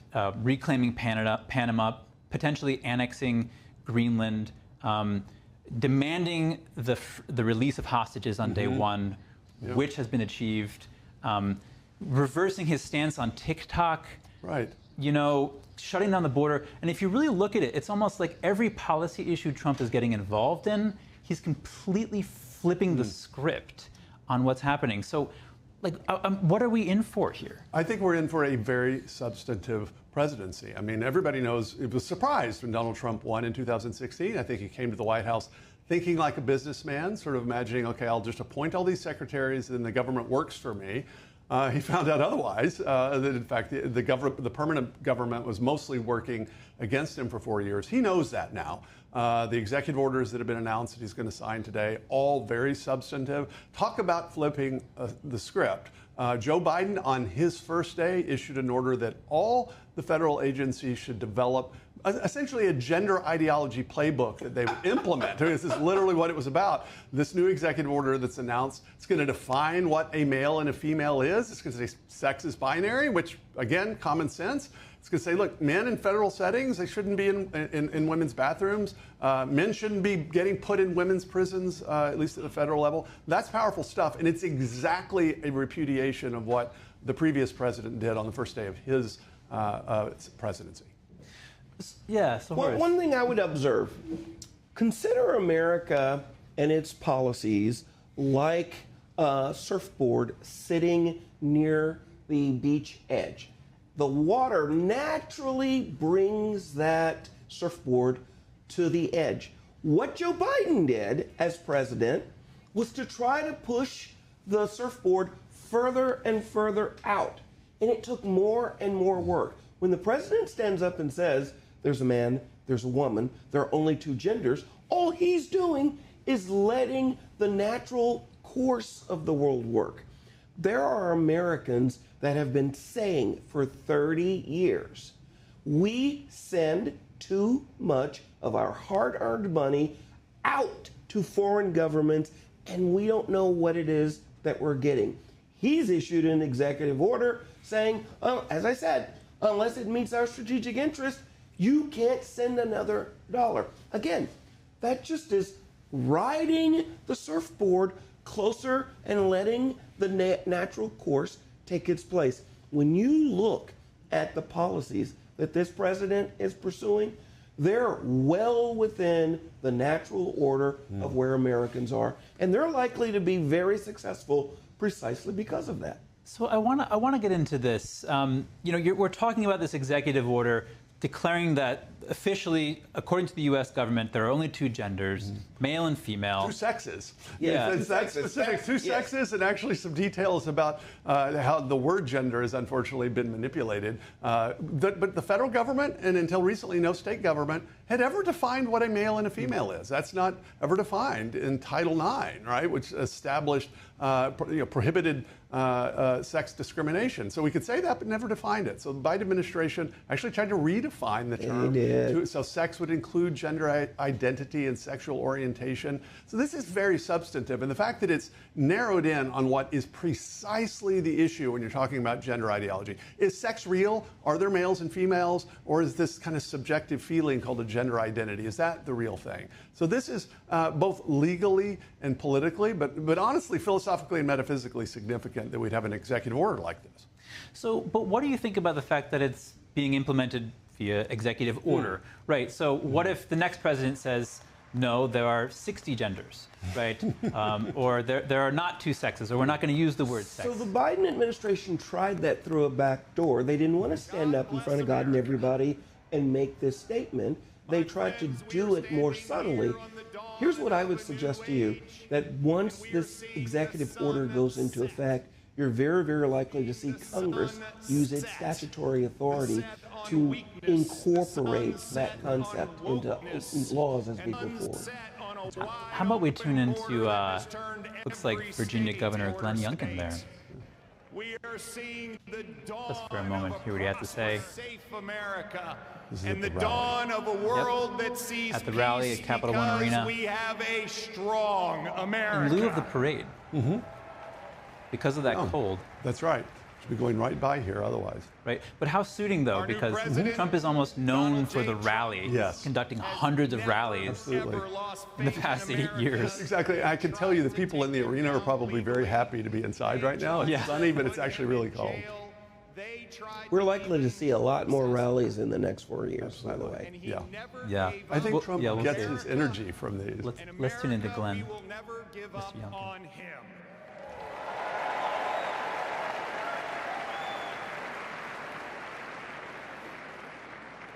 And as we stand here on this dawn of the next golden age in America, we all have a responsibility.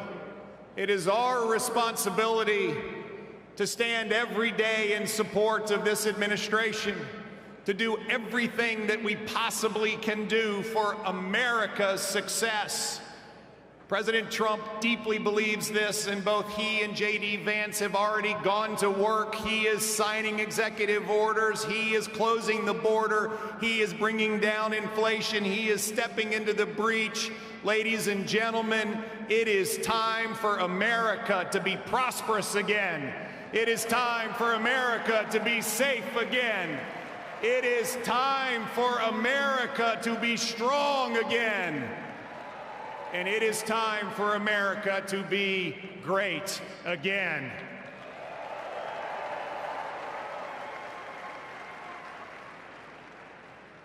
I hail from the great Commonwealth of Virginia, and we know a few great Americans in our history. From George Washington to Thomas Jefferson to James Madison to Patrick Henry, who echoed, "Give me liberty," or "Give me death." My friends, those words that Thomas Jefferson penned, which are the greatest words, at least in this hemisphere, ever written, that we hold these truths to be self-evident, that all men are created equal and we are endowed by our Creator with certain unalienable rights, and among them are life, liberty, and the pursuit of happiness. Well, ladies and gentlemen, we stand here on the dawn of a new age where life, liberty, and the pursuit of happiness are available to every American. And we must stand together as we collectively say, God bless America, and God bless Donald J. Trump and J.D. Vance. Thank you all very much. God bless you.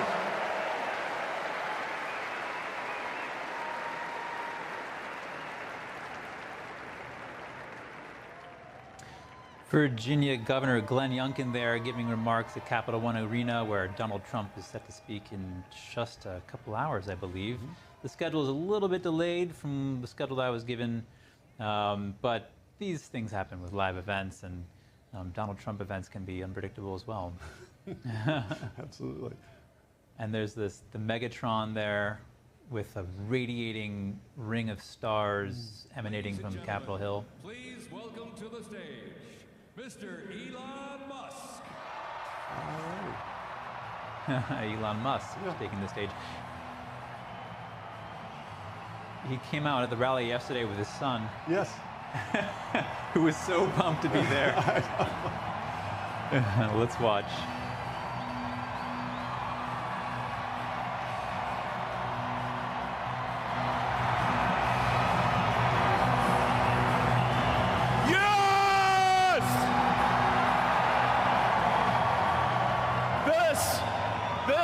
What victory feels like. Yeah! And this was no ordinary victory. This was a fork in the road of human civilization. Okay. This you know, there are elections that come and go. Some elections are, you know, important, some are not. But this one this one really mattered. And I just want to say thank you for making it happen. Thank you.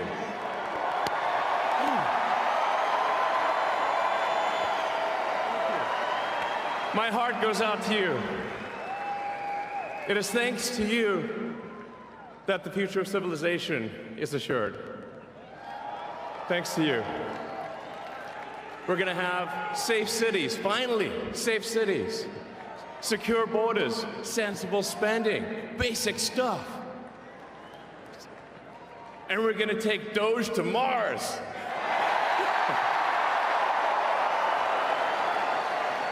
I mean, can you imagine how awesome it will be to have American astronauts plant the flag on another planet for the first time? Bam! Bam! Yeah! How inspiring would that be? You know, there's always problems in life. You know, there's this problem, solve that problem. But you know, there need to be things that inspire you. There need to be things that make you glad to wake up in the morning and say, I'm looking forward to the future. Yeah. And I love you guys.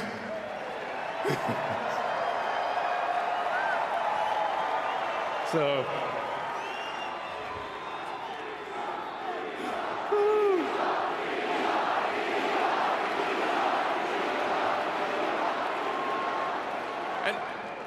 and let me tell you, I'm gonna work my ass off for you guys. So,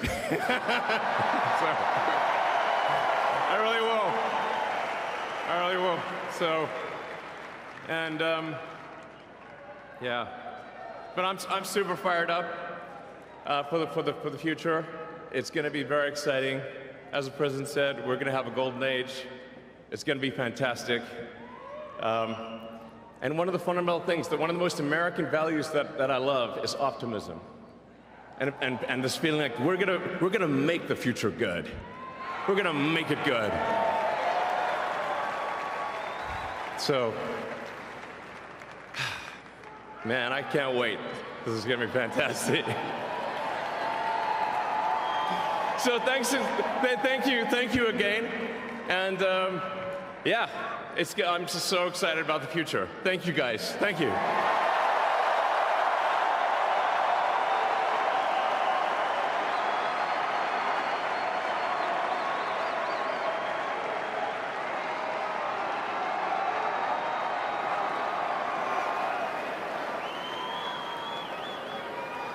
Ladies and gentlemen, please welcome to the stage, Kash Patel.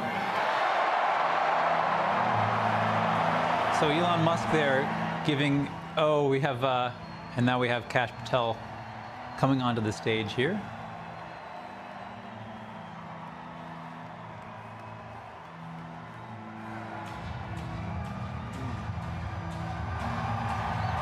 So before Kash gets going here, I want to thank the two of you, Horace Cooper and Jay Richards. Thank you so much for your time today. We're going to wrap it up here. Thanks so much. Good to be with you. Absolutely. And we're going to, when we come back, you'll be listening to Tiffany Meyer. He tells you you're going to take you to Stay Mars. tuned. I'll tell you how. He and I share something deeply. We love the American dream. And we have been given a gift by God today to usher in a new dynasty because we just inaugurated Donald J. Trump as our 47th president.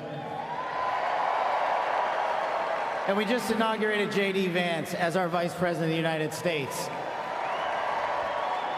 And we did that because the American dream is alive and well, because you chose that our dream can be the dream for our children and the dream for our world. And we are at a crossroads here in America, but our future is bright because you had the courage to stand for your convictions. So I'm humbled here to talk to you about why I love the American dream. My story's pretty simple, it's unique, and some of you share in it. My parents were born and raised in East Africa. My father in the 1970s fled a genocidal dictatorship in Uganda, where he saw 300,000 of his countrymen murdered, where he saw what lawlessness would do if it was allowed to break through the system of constitutional justice. He fled, like so many others. He married my mother. They moved here. They waited in line. They stood in line because the American dream was worth standing in line for.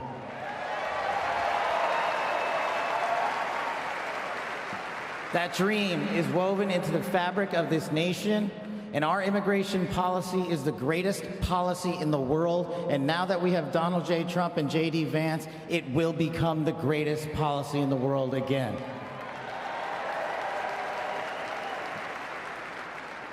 But dreams and hopes aren't enough, my friends. We got to get to work. And we got to accept the realities that too many of you know from your communities. President Trump launched in his first term priorities of national security, law enforcement, economy, and global diplomacy.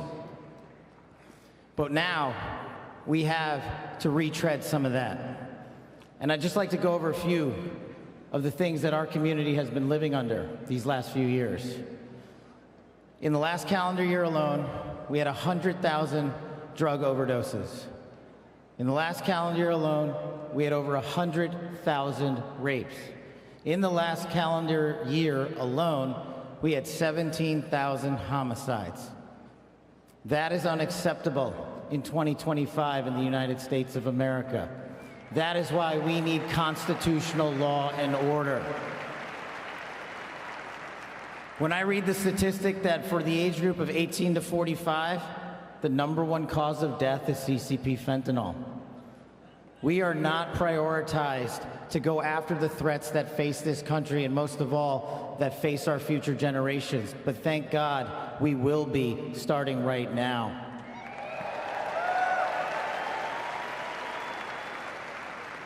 President Trump and J.D. Vance's leadership and administration will usher in the priorities that I cherished during my 16 years in government service. That we will always, always honor the men and women who wear the cloth of our nation and stand on that wall and tell you nothing's getting by them tonight. And so to them, thank you.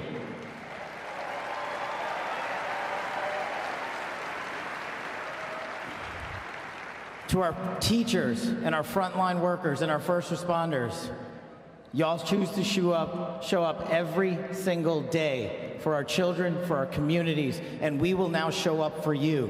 Thank you for keeping us safe.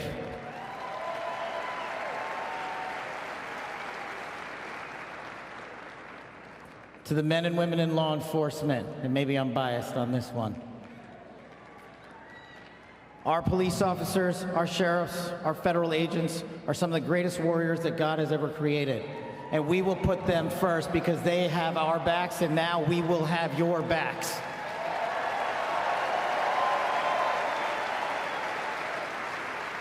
I am standing here because of the American dream. I am not standing here because of the color of my skin. I'm standing here because I earned my right on this stage, and you earned your right to be here with me.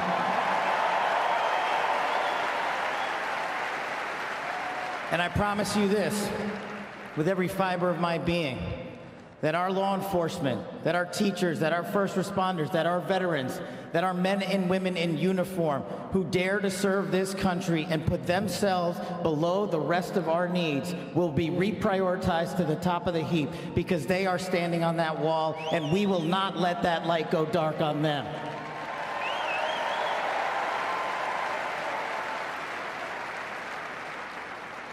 Whether I was a national security prosecutor, a public defender, President Trump's deputy director of national intelligence, his chief of staff at the Department of Defense, or so many other roles that I was humbled and privileged to serve when I swore an oath to that Constitution, which I hope to do so again one day soon. You have my word that you have ushered in a dynasty of change. You have ushered in a dynasty that will allow our children to live this American dream. My American dream.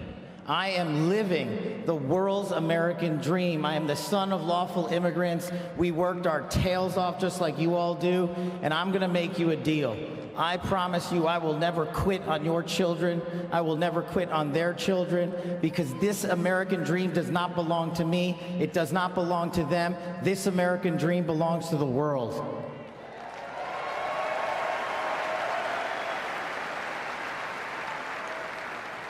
So in closing, I just want to tell you this. It's pretty cool to be speaking in Capital One Arena right before the boss.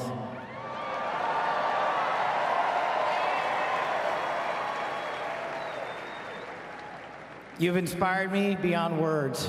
Your love, your devotion, your commitment to our country, everywhere I go, shows us that we are not only the beacon of hope, but we are the land of constitutional justice. We are the land under Donald J. Trump and J.D. Vance where we are going to end the two-tier system of justice. We are going to remove the weaponization of the intelligence community for political purposes. And we are going to put the men and women of America first.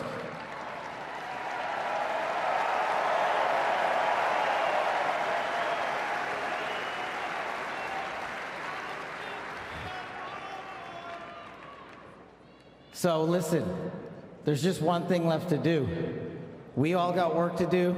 We've got the greatest president and the greatest vice president in the history of the world. And so I just need you all to do a little bit more. Every time you see a law enforcement officer, every time you see a veteran, every time you see a teacher, shake their hand. Give them a little bit of your time, because they're giving us all of our time. And don't forget to enjoy the ride, ladies and gentlemen. God bless America. God bless these United States of America. God bless every one of you. I'm living the American dream. My name is Kash Patel, and I ain't going anywhere. Let's go to work.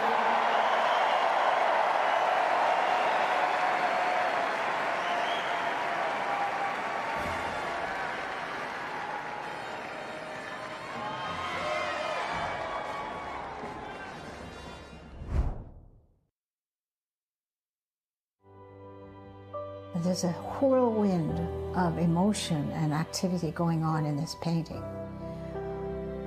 And there's chaos all around and threat from below. The walls surrounding her, and they're anything but unmoved. They're moving all the time, and we sense that. But this little girl remains unmoved. She's in quite a perilous situation, but she's completely strong and serene, and she's actually meditating. It was very, very well liked, because no matter what culture or what sort of walk of life you're from, I think people, they see it and they immediately understand what that energy, what that message is, and they're drawn to it, because everybody kind of needs a little bit of that in their own life, of, you know, the steadfast calmness and something to hold on to. It's definitely an inner peace in the midst of something very chaotic, and for a lot of people right now, the whole world is very, very chaotic, so I guess that's another reason why so many people are very drawn to this.